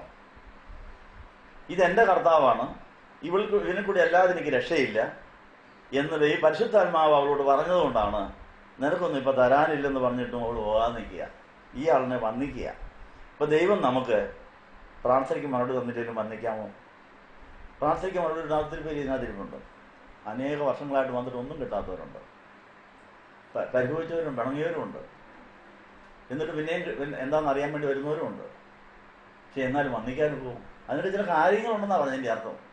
അപ്പോൾ അതെല്ലാം വകവയ്ക്കാതെ പിന്നെയും വരികയാണെങ്കിൽ, കർത്താവിനെ വിളിച്ച് വന്ദിക്കാൻ സാധിച്ചാൽ, പ്രതിബന്ധങ്ങൾക്ക് നന്ദി പറയാമെങ്കിൽ, പറഞ്ഞതിനെ അംഗീകരിക്കാമെങ്കിൽ നമുക്ക് അനുഗ്രഹത്തിൻ്റെ വാതിൽ തുറന്നു കിട്ടുമെന്ന് ഒരു പാഠമാണ് പഠിപ്പിക്കുന്നത്. ഉടനെ വന്ദിച്ചു, കർത്താവെ എന്ന് പിന്നെയും വിളിക്കുന്നു, സഹായിക്കണമേ എന്ന് പറയുക. മക്കളുടെ അപ്പോൾ നായ്ക്കുട്ടിക്ക് കൊടുക്കുന്നത് വിഹിതമില്ല എന്ന് പറഞ്ഞപ്പോൾ അവിടെ അവൾക്ക് ഇട്ടേച്ച് പോകാമായിരുന്നു. ഇയാൾ ആരാണ്? ഞാനൊരു മനുഷ്യ സ്ത്രീയാണ്, എന്നെ കണ്ടിട്ട് പട്ടിയെന്ന് അവൾക്ക് തോന്നുന്നു, ഇയാൾക്ക് തോന്നുന്നു. ഇയാൾക്ക് ഏതാണ്ട് ബോധക്കേടുണ്ട്, ഇയാൾ മാന്യനാണെന്ന് വിചാരിച്ചത്. ഒരു മാന്യതയില്ല, മനുഷ്യരോട് വർത്താനം പറയാൻ കഴിയില്ല, പറഞ്ഞാൽ തന്നെ മനുഷ്യരെ അപമാനിക്കുന്ന ആളാണ്. ഇയാളാണോ ക്രിസ്തു? ഇയാളാണോ കർത്താവ്? എന്നൊക്കെ പറഞ്ഞ് വേണമെങ്കിൽ അവൾ ഇട്ടേച്ച് പോകാമായിരുന്നു. പോയില്ല. നമ്മൾ ആരെങ്കിലും നമ്മളെ പട്ടിയെന്ന് വിളിച്ചാൽ സമ്മതിക്കുമോ? വേറെ വല്ല അങ്ങോട്ട് വിളിക്കും. അപ്പോൾ അങ്ങനെ ഇവളൊരു പുതിയ കേസ് ഉണ്ടാക്കാനുള്ള സാധ്യത അവിടെ ഉണ്ടായിരുന്നു. പഴയ കേസാണ് ഇവളെ ഈ പരുവത്തിലാക്കി. ഏതാ പഴയ കേസെന്നറിയാമോ? വല്യപ്പൻ്റെ ഈ കനാന്റെ വല്യപ്പൻ്റെ നഗ്നത കണ്ടു, ബലഹീനത കണ്ടു, അത് വിളിച്ചു പറഞ്ഞു. കണ്ടതും ശരിയാ, പറഞ്ഞതും ശരിയാ, ശാപം കിട്ടിയത്. ആ ശാപം എപ്പോഴും കിടക്കുന്നു. അങ്ങനെ അവളുടെ പേര് കനാന്യ സ്ത്രീ എന്ന് പേര് വന്നത്. അത് ഉൽപ്പത്തി പുസ്തകം 9-ാം അധ്യായത്തിലുണ്ട് ആ സംഭവം. ഇങ്ങനെ കഴിഞ്ഞ ആദാമിൻ്റെ കാലം മുതൽ കഴിഞ്ഞ തലമുറയിൽ കൂടെ കടന്നു വന്നിരിക്കുന്ന ഒത്തിരി ശാപങ്ങളും ബന്ധനങ്ങളും നമുക്കുണ്ട്, പൂർവ്വശാപങ്ങൾ. അതിൻ്റെ ലക്ഷണങ്ങൾ മാത്രമായി നമുക്ക് കിട്ടിയിരിക്കുന്ന പ്രശ്നങ്ങൾ, അതിന് പുറകുറുക്കേണ്ട കാര്യമില്ല, പരിഭവിക്കേണ്ട കാര്യമില്ല. ഇത്രയും വന്നുള്ളൊരു ദൈവം എന്ന് പറഞ്ഞ് നന്ദി പറയാറുണ്ട്. എന്നാ വേണം, എന്നെ പട്ടിയെന്നോ പൂച്ചയെന്നോ എന്നാ വേണേലും വിളിച്ചോളാൻ പറയണം. നമുക്ക് ധൈര്യമുണ്ടോ? ആ കർത്താവ് എന്നാ വേണേലും വിളിച്ചു. ഞാൻ അതിനേക്കാൾ അധമയാണ്, ഞാൻ ഒരു കൃമിയാണ്, ഒരു പുഴുവാണെന്നാണ് പിതാക്കന്മാർ പ്രാർത്ഥിക്കുന്നത്. ഞാനൊരു കൃമിയാണ്, ഒരു പുഴുവാണ്, എന്നോട് കണ്ണയുണ്ടാകണമെന്ന അതുപോലെ നമ്മൾ താഴാൻ തയ്യാറാകണം. ഇവിടെ പട്ടിയെന്നേ വിളിച്ചോളല്ലോ, കൃമിയെന്ന് വിളിച്ചില്ലല്ലോ, പുഴുവെന്ന് വിളിച്ചില്ല, കൊതുകെന്ന് വിളിച്ചില്ലല്ലോ. അപ്പം ഇങ്ങനെയൊക്കെ നമ്മൾ പോസിറ്റീവ് സൈഡ് കാണണമെന്നാണ് പറയുന്നത്. അല്ലാതെ എന്നെ എന്തിനാ അങ്ങനെ വിളിച്ചെന്ന് പറഞ്ഞ് പുതിയ കേസ് ഉണ്ടാക്കുകയല്ലേ വേണം. നമുക്ക് പള്ളി വന്നിട്ട് പുതിയ കേസുമായിട്ട് പോയതല്ലാതെ പള്ളി വന്നിട്ട് വല്ല ഗുണമുണ്ടായിട്ടുണ്ട്? പള്ളി വരുന്നവരുടെയും മറ്റുള്ളവരുടെയും കുറ്റം കണ്ടുപിടിച്ച് പറഞ്ഞ് ഒട്ടി ഘോഷിച്ച് പുതിയ കേസുകൾ വരുത്തുന്നല്ലാതെ വല്ല ഗുണമുണ്ടോ? ഈ മനോഭാവം വേണം. മറ്റുള്ളവരെ ശ്രേഷ്ഠരായിട്ട് എണ്ണാനും എല്ലാ കാര്യങ്ങളും നല്ല വശം കാണാനും നല്ലവനായ ദൈവം അനുവദിക്കാതെ ഒന്നും സംഭവിക്കുക എന്നൊക്കെ പറഞ്ഞ് ഈ കനാന്യ സ്ത്രീ കിട്ടിയതായ ആ പരിശുദ്ധാത്മാവിൻ്റെ ആ ഉൾക്കാഴ്ച അത് പ്രാർത്ഥനയാക്കി സമർപ്പിച്ചപ്പോൾ കർത്താവെ എന്നെ സഹായിക്കണമെന്ന് പറഞ്ഞിട്ട് മക്കൾക്കുള്ളത് മാത്രമേ കയ്യിലുള്ളെങ്കിൽ അത് മതി, പക്ഷെ മക്കൾ കഴിക്കുന്നതിൻ്റെ ബാക്കി മേശയും താഴെ വീഴുന്നത് അത് പട്ടിക്കുഞ്ഞിനുള്ളതല്ലേ, അത് മതി. അവൾ അതിനെ അംഗീകരിക്കുക. പട്ടിയോ പട്ടിക്കുഞ്ഞോ നോക്കി എന്ത് വേണേലും വിളിച്ചോ, എനിക്ക് ആ എച്ചിലായാലും മതി എന്ന് പറയുമ്പോൾ അവളുടെ ആഴമായ വിശ്വാസം തെളിയിക്കാൻ അത് ആവശ്യമായിരുന്നെന്നാണ് പറയുന്നത്. അപ്പോൾ അവൾ അതേ കർത്താവേ, യേസ് യേസ്, നമ്മൾ നോയെ പറയുള്ളൂ. നമ്മൾ നോ പറയുന്നിടത്താണ് കനാന്യ സ്ത്രീ യേസ് പറഞ്ഞിരിക്കുന്നത്. നമ്മൾ എവിടെയെല്ലാം നോ പറഞ്ഞിരിക്കുന്നു, അത് ഞാൻ സമ്മതിക്കുക, വിട്ടുകൊടുക്കില്ല, അത്രയ്ക്കൊന്നും പറ്റുകയില്ല. നമ്മൾ എവിടെയെല്ലാം അങ്ങനെ നോ പറഞ്ഞിരിക്കുന്നു, യേസ് പറയുന്നിടത്ത് എവിടെയെല്ലാം നോ പറഞ്ഞിരിക്കുന്നു, അത് ഏറ്റു പറയേണ്ട പാപമാണ്. കർത്താവെ, നായ്ക്കളും അവിടെ യജമാന്മാരുടെ മേശയിൽ നിന്ന് വീഴുന്ന അപ്പക്കഷ്ണങ്ങൾ തിന്ന് ജീവിക്കുന്നുണ്ടല്ലോ എന്ന് പറഞ്ഞപ്പോൾ അവളുടെ വിശ്വാസം ആഴമായി എന്ന് കർത്താവ് തെളിഞ്ഞു. അപ്പോൾ അവളെ സ്ത്രീയെ എന്ന് വിളിക്കുക. നിന്റെ വിശ്വാസം വലുത്, നീ ആഗ്രഹിക്കുന്ന പോലെ നിനക്ക് ഭവിക്കട്ടെ. കർത്താവിൻ്റെ മാതാവിനെ സ്ത്രീ എന്നാണ് വിളിച്ചത്. മനുഷ്യജാതിയുടെ മുഴുവൻ പാപശാപങ്ങൾ തീരുവാൻ വേണ്ടി സ്ത്രീയുടെ സന്തതി സർപ്പത്തിന്റെ തലയെ ചതയ്ക്കും എന്ന് പറഞ്ഞ വചനത്തിൽ വിശ്വസിച്ചുകൊണ്ട് ആ സ്ത്രീ എന്ന് കാണാനും ആ സ്ത്രീക്ക് വേണ്ടി പ്രാർത്ഥിച്ച ആളാണ് മാതാവ്. എന്നാ നീ തന്നെ ആ സ്ത്രീ. അമ്മച്ചിക്ക് ഭയങ്കര സന്തോഷം. ആ സ്ത്രീ എന്ന് പല പ്രാവശ്യം കർത്താവ് മാതാവിനെ വിളിച്ചിട്ടുണ്ട്. പുരുഷന് ചോട്ടിൽ നിന്നപ്പോഴും വിളിച്ചപ്പോഴും. പാപപ്പാമന് തലയതിക്കുന്ന സ്ത്രീ ഞാനാണെങ്കിൽ അത് വലിയ പദവിയാണ് ഞാൻ സ്വീകരിച്ചിരിക്കുന്നത്. ആ പദവിയിലേക്ക് ഉയരുകയായിരുന്നു. കനാന്യ വർഗത്തിന്റെ മുഴുവൻ ശാപം തീരുന്ന അവരുടെ പാപങ്ങൾ പരിഹരിക്കാൻ തക്കണം യേശുവിന് ജനിക്കുവാനും യേശുവിന് വളരുവാനും ഈ കനാന്യ സ്ത്രീ കന്യമറിയാമിന്റെ പണിയാണ് ചെയ്തത്. ഇതാ ഞാൻ ശപിക്കപ്പെട്ടവൾ, എൻ്റെ വർഗത്തിന്റെ ശാപം തീരാൻ ഞാനിതാ അതേലെ ഏറ്റു പറഞ്ഞിരിക്കുന്നു. കർത്താവായ യേശുവെ, നീ എന്നിൽ ജനിച്ചു വളർന്ന് എൻ്റെ കുടുംബത്തിന് ശാപം മാറ്റ് എന്നാ പറഞ്ഞിരിക്കുക. അവൾക്ക് ഭയങ്കര സന്തോഷമായി സ്ത്രീയെ എന്ന് വിളിച്ചത്. ഞാനും ആ സ്ത്രീയാണോ? അമ്മച്ചിയെ വിളിച്ചത് ആ വാക്ക് എന്നെ വിളിച്ചല്ലോ. ഞാൻ എൻ്റെ കുടുംബത്തെ, എൻ്റെ വർഗത്തെ ഞാൻ രക്ഷിക്കും എന്ന് പറഞ്ഞ് അവളത് സ്വാഗതം ചെയ്തു. നിന്റെ വിശ്വാസം വരുത്, നീ ആഗ്രഹിക്കുന്ന പോലെ നിനക്ക് ഭവിക്കട്ടെ എന്ന് പറഞ്ഞു. ആ സമയത്ത് തന്നെ അവളുടെ മക്കൾക്ക് സുഖം ലഭിച്ചു. അപ്പോൾ നമുക്ക് സുഖം കിട്ടുന്നതിന് മുമ്പ് വിശ്വാസം വർദ്ധിക്കണം. മാത്രമല്ല, വിശ്വാസം പ്രവൃത്തിയായിട്ട് കാണിക്കണം. വിശ്വാസം പ്രവൃത്തിയായിട്ട് കാണിച്ചാലേ വിശ്വാസം ഫലപ്രദമാകുകയുള്ളൂ, അനുഗ്രഹകരമാകുക. അങ്ങനെ ഒരു വാക്യമുണ്ട് യാക്കോബിന്റെ ലേഖനം 2-ാം അവസാന വാക്യത്തിൽ, പ്രവൃത്തിയില്ലാത്ത വിശ്വാസം വ്യർത്ഥമാണെന്ന്, നിർവീര്യമാണെന്നൊക്കെ എഴുതിയിട്ടുണ്ട്. നമ്മളുടെ വിശ്വാസ പ്രഖ്യാപനങ്ങൾ, വിശ്വാസ പ്രമാണത്തിന് നമ്മൾ ചൊല്ലുന്നുണ്ട്. ഈ വിശ്വാസ പ്രഖ്യാപനത്തിലൂടെ ചില പ്രവൃത്തികളിലൂടെ ചെയ്യണം. ഈ കനാന്യ സ്ത്രീ അവളുടെ വിശ്വാസം വലുതാണെന്ന് എങ്ങനെ പ്രകടിപ്പിച്ചു? തന്നെ പട്ടിയെന്ന് വിളിച്ചിട്ടും പട്ടി തന്നെയാണ്, പട്ടിക്കുള്ളത് മതിയെന്ന് പറഞ്ഞപ്പോൾ അതാ അവളുടെ പ്രവൃത്തി, വിശ്വാസത്തിന്റെ പ്രവൃത്തി അതാ. പട്ടിയാണെങ്കിൽ അത് ഞാൻ സമ്മതിച്ചിരിക്കുന്നു, എൻ്റെ വല്യപ്പൻ്റെ ശാപം കൊണ്ട് അങ്ങനെ സംഭവിച്ചോളൂ, ഇത്രയും വന്നുള്ളല്ലോ, ഞാനതെല്ലാം അംഗീകരിച്ചിരിക്കുന്നു എന്ന് പറഞ്ഞ് യേശു പറഞ്ഞപ്പോൾ അത് ആ വർത്തമാനം വിശ്വാസത്തിൽ നിന്ന് ഉത്ഭവിച്ച ഒരു പ്രസ്താവനയായിരുന്നു. ആ യേശുവിനെ വിട്ടേച്ചു പോകാതെ കർത്താവിനെ ആരാധിച്ചു, കുമ്പിട്ടു, അതൊരു വിശ്വാസത്തിൻ്റെ ഒരു പ്രവൃത്തിയാണ്. നമ്മുടെ ഈ വലിയ നോമ്പിൻ്റെ ഇടയിൽ 40 കുമ്പിടി, യാമപ്രാർത്ഥനകളിൽ ദൈവമേ നീ പരിശുദ്ധനാന്ന് പറഞ്ഞാൽ കുമ്പിടി, പരോക്ഷമായി ഞാൻ അശുദ്ധനാണ് എന്നാണ് പറയുന്നത്. ദൈവമേ നീ പരിശുദ്ധനാ, ഞാൻ അശുദ്ധനാണ്, അശുദ്ധിയാണ്, ദേഹവും ദേഹിയും ആത്മാവും ഒക്കെ അശുദ്ധമാണ്, ആ വിശുദ്ധി എനിക്ക് തരണമേ എന്ന് പറഞ്ഞ് കുമ്പിടുമ്പോൾ അത് നമ്മൾ വാങ്ങിച്ചുകൊണ്ട് പോവുക. അങ്ങനെ ആത്മാവിനും ദേഹത്തിനും ദേഹിക്കും സൗഖ്യവും ആശ്വാസവും ലഭിക്കാൻ ആത്മാർത്ഥമായ ആത്മാവിശ്വത്തിന് ആരാധിക്കാമെങ്കിൽ കിട്ടുന്ന സൗഖ്യം കൊണ്ട് ഓടാനല്ല, കുരിശെടുത്തുകൊണ്ട് പുറകെ പോകാൻ. ഒത്തിരി സൗഖ്യം കിട്ടിയതാണെന്നേ, നമ്മളതുകൊണ്ട് നടന്നു നിന്നു, നമ്മളെ കുരിശിട്ടേച്ച് പോയി. അതിനാണ് ഇത് വായിച്ചതിന് കനാന്യ സ്ത്രീയെ ഓർത്തതിന് ശേഷം പാതി ബുധനാഴ്ച, അടുത്ത ബുധനാഴ്ച കുരിശ് ഉയർത്തുന്നത് അതിനുവേണ്ടിയാണ്. ഇവിടെ കുരിശ് ഉയർത്തുന്നില്ല, ഇവിടെ കഷായവാഴ്ച ഇല്ലാത്തതുകൊണ്ട് ഇവിടെ കുരിശ് ഉയർത്തുന്നില്ല. കുരിശ് നമ്മുടെ അകത്താണ് ഉയർത്താൻ പോകുന്നത്. നമ്മൾ ചലിക്കുന്ന പള്ളികളായതുകൊണ്ട് നമ്മളുടെ ജീവിതത്തിന്റെ ഹൃദയത്തിന്റെ കേന്ദ്ര സ്ഥാനത്ത് കുരിശിനെ ഉയർത്തി ആ ഗോകുൽത്തായുടെ ശുശ്രൂഷ ഇപ്പം നടത്തിക്കൊണ്ട് പാതി നോമ്പിന്റെ ശുശ്രൂഷ ഇപ്പോഴേ ചെയ്തുകൊണ്ട് എന്ത് സംഭവിച്ചാലും കർത്താവിനോടുകൂടെ മിണ്ടാതിരിക്കുവാനും, കർത്താവ് മിണ്ടാൻ പറയുമ്പോൾ മാത്രം മിണ്ടാനും, കർത്താവ് എഴുന്നേൽക്കാൻ പറയുമ്പോൾ അത് എഴുന്നേൽക്കാനും, അവൻ്റെ മുഖമേറ്റുകൊണ്ട് ആത്മനിറയിൽ പോകാൻ പറയുന്നിടത്തുള്ള പോകുന്നതാണ് ക്രിസ്തീയ ജീവിതം. അല്ലാതെ കിട്ടിയ ശക്തിയെ ദുർവിനിയോഗം ചെയ്യുന്നതല്ലെന്നുള്ള കാര്യം ഓർത്തുകൊണ്ട് ഒരിക്കൽ കൂടെ ഇപ്പോൾ പാപമോചന പ്രാർത്ഥനയ്ക്ക് എഴുന്നേൽക്കുകയാണ്. ഈ വിശുദ്ധ കുർബാന, കർത്താവെ എനിക്ക് എന്ത് സംഭവിച്ചാലും നന്ദി, നീ എനിക്ക് എന്ത് തന്നാലും നന്ദി, എനിക്ക് നിന്നെ തന്നെ വേണം, ഞാൻ നിന്നെ ആരാധിക്കും, ഞാൻ നിന്നെ വിടുകയില്ല, നീ എന്നെ കൊന്നാലും ഞാൻ നിന്നെ വിടുകയില്ല എന്നുള്ള മനോഭാവത്തിൽ വിശ്വാസം പുതുക്കാൻ ആഗ്രഹിക്കുന്നവർക്ക് നൽകാം. അവർക്ക് വേണ്ടി ആരാധന തുടരുകയാണ്. നിങ്ങൾക്കെല്ലാവർക്കും സംപ്രീതിയുണ്ടാകുന്നതായ സമയം വിശ്വാസം ഏതെല്ലാം പ്രവൃത്തികളിൽ കൂടെ നമ്മൾ പ്രകടിപ്പിക്കണമെന്ന് കർത്താവ് പറഞ്ഞിട്ടുണ്ട്. വിശുദ്ധ സഭയിലൂടെ നമ്മൾ വിശ്വസിക്കുന്നു എന്ന് പറയുന്ന കാര്യം പ്രവൃത്തിയിലൂടെ തെളിയിക്കാൻ വേണ്ടിയാണ്. യാചിക്കേണ്ട സമയം ഇതാന്ന് പറഞ്ഞ് യാചിക്കുമ്പോൾ ക്ഷമ ചോദിക്കുന്നതും, ശുശ്രൂഷക്കാരൻ നിങ്ങൾക്ക് കൈകൊണ്ട് തരുന്നതും, നിങ്ങൾ തമ്മിൽ കൈ കൊടുക്കുന്നതുമെല്ലാം ക്ഷമ ചോദിക്കുന്നതിൻ്റെയും ക്ഷമ വാങ്ങിക്കുന്നതിൻ്റെയും വന്നുപോയ കുറവുകൾക്കെല്ലാം ഞാൻ കുറ്റക്കാരനാണ്, എന്നോട് ക്ഷമിക്കണമെന്ന് പറയുന്നതാണെന്നുള്ള കാര്യം ഓർപ്പിക്കുകയാണ്. ഇത് എന്നും ചെയ്ത് ഇതിൻ്റെ അർത്ഥം എന്നാന്ന് അറിയാതെ പോകാൻ സാധ്യതയുണ്ട്. ഇന്നത്തെ സാഹചര്യത്തിൽ വിശ്വാസത്തിൻ്റെ പ്രവൃത്തിയും പ്രകടനവുമാണ് ഈ ആരാധന. പുരോഹിതനെന്ന നിലയിൽ ഞാൻ നിങ്ങളോട് ക്ഷമ ചോദിക്കുന്നു. ഒരു സന്യാസപ്പട്ടക്കാരനെന്ന നിലയിൽ, ഒരു ഓർത്തഡോക്സ് സഭയുടെ പുരോഹിതനെന്ന നിലയിൽ ഞാൻ 100% എന്നോടും ദൈവത്തോടും സഭയോടും വിശ്വസ്തനാണോ എന്ന് ഞാൻ സംശയിക്കുന്നു. ഞാൻ എന്നോട് തന്നെ ക്ഷമ ചോദിക്കുകയാണ്, നിങ്ങളോട് ക്ഷമ ചോദിക്കുന്നു. കാരണം എല്ലാ ആരാധനയിലും ഈ ക്ഷമ ചോദിക്കലും ക്രൂശോയ പ്രാർത്ഥനയുള്ളതുകൊണ്ട് കുർബാന കഴിഞ്ഞ് ആരെയും പഴയ കണ്ണുകൊണ്ട് കാണരുത്. പഴയ കണ്ണുകൊണ്ട് കണ്ടാൽ അത് അവിശ്വാസവും അനീതിയും പുതിയൊരു പാപവും കൂടെയാണ്. നമ്മളെല്ലാ കുർബാന, എല്ലാ അച്ഛന്മാരും എല്ലാ തിരുമേനിമാരും പുരോഹിതരും ക്ഷമ ചോദിച്ചേച്ച് പാപോധന പ്രാർത്ഥന നടത്തി, ക്രൂശോയവും പ്രാപിച്ച് കുംഭസാരവും നടത്തി, എന്നിട്ട് കുർബാന ചെല്ലുന്നു തരുന്നു.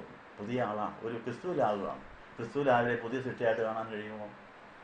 നമ്മൾ ഈ കുർബാനയും കൊടുത്ത് കുർബാനയും വെച്ച് കൈയും കൊടുത്തതിന് ശേഷം ഇറങ്ങി കഴിയുമ്പം പണ്ട് അവൾ അത് ചെയ്തതാ അവൻ ഇത് ചെയ്തതാന്ന് പറഞ്ഞാൽ എൻ്റെ അർത്ഥം എന്നാ? അവിശ്വാസമാണത്. ഒരു ക്രിസ്തുവിലായ പുതിയ സൃഷ്ടിയാണ്. ഒരു കുർബാന അനുഭവിച്ച ഒരാൾ പുതിയ സൃഷ്ടിയാണ്. അവന് പാപോധനം കിട്ടിയതാ, അവൻ പഴയത് ഓർക്കുന്നില്ല. മഗ്ദല മറിയത്തെ കല്ലെറിയാൻ കൊണ്ടുവന്നു. വേശ്യ എന്ന് പറഞ്ഞല്ല അവളെ പിന്നെ കണ്ടത്, സ്വന്തം മകളായിട്ട് അവനെ കാണുന്നു. നമ്മളാണ് പഴയ കണ്ണോട് കാണും. അതുകൊണ്ട് യേശുവിൻ്റെ അടുത്ത് വന്ന് പാപികളെ കർത്താവ് പാപോധനം കൊടുത്തതിന് ശേഷം പിന്നെ അത് ഓർത്തിട്ടേ ഇല്ലെന്നാണ് പറയുന്നത്. നമ്മുടെ വാക്കിലോ പ്രവൃത്തിയിലോ ചിന്തയിലോ ഓർക്കാൻ പോലും പാടില്ല. പുതിയ സൃഷ്ടിയാണ്, ശ്രേഷ്ഠയാണ്. യേശുവിനെ കണ്ട മഗ്ദല മറിയത്തിനെ പോലെ ഞാൻ കണ്ട് യേശുവിനെ സാക്ഷിക്കേണ്ട ആളാണെന്നുള്ള ബോധത്തിൽ നമുക്ക് ഇതുവരെയും ഈ കുർബാനയിൽ സംബന്ധിക്കാനോ ചൊല്ലാനോ സാധിച്ചിട്ടില്ല. ഞാൻ എൻ്റെ മനസ്സിൽ ചിലപ്പോൾ വലിയവരുടെയൊക്കെ ബലഹീനം ചിലപ്പോൾ ഓർത്തു പോയെന്നിരിക്കും. ഞാൻ നിങ്ങളോട് ക്ഷമ ചോദിക്കുകയാണ്. കുർബാന കഴിഞ്ഞാൽ ആ കുർബാന അനുഭവിച്ച് കഴിഞ്ഞാൽ പുതിയ സൃഷ്ടി, ആ പുതിയ സൃഷ്ടിയുടെ ഇതുവരെയുള്ള കണക്ക് തീർന്നു, പുതിയ കണക്ക് തുടങ്ങി. അങ്ങനെ കർത്താവിനെ കണ്ടുകൂടെ കാണാൻ നമ്മൾ യാചിക്കുകയാണ്, കൃപ ചോദിക്കുകയാണ്. സഹോദരി സംഘങ്ങളെ, മാതാക്കളെ, ഗുരുക്കന്മാരെ ഞങ്ങളോട് ക്ഷമിക്കണം. ഈ കുർബാന അംഗീകരിക്കൂടുക എന്നുള്ള ഞങ്ങൾക്ക് വേണ്ടിയും പ്രാർത്ഥിക്കണം. ബുധനാഴ്ച, പാതി ബുധനാഴ്ച എന്ന പേരിൽ എല്ലാ പള്ളികളിലും വിശുദ്ധ കുർബാനയും ഗോകുലത്തെ ഉയർത്തുന്ന ശുശ്രൂഷയുണ്ട്. നിങ്ങൾ ഇടവപ്പള്ളിയിൽ പോയി അത് സംബന്ധിച്ച് നമുക്ക് കിട്ടുന്ന സകല നേട്ടങ്ങളും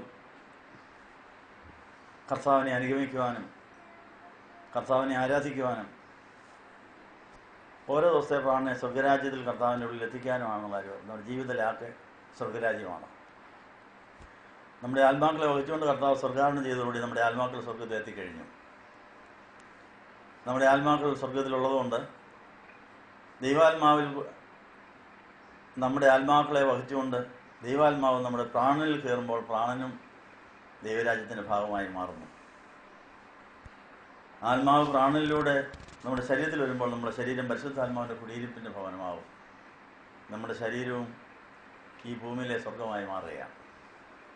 അങ്ങനെ ഭൂമിയിൽ സ്വർഗം വരുത്താൻ വേണ്ടിയാണ് സ്വർഗസ്ഥനായ പിതാവിൻ്റെ ഏകജാതൻ ഭൂമിയിൽ വന്ന് നമ്മളെ സ്വർഗസ്ഥനായ പിതാവിൻ്റെ മക്കളാക്കാൻ പുത്രനെ നമുക്ക് തന്നിരിക്കുന്നത്. പുത്രനെ കൈക്കുള്ളവരൊക്കെയും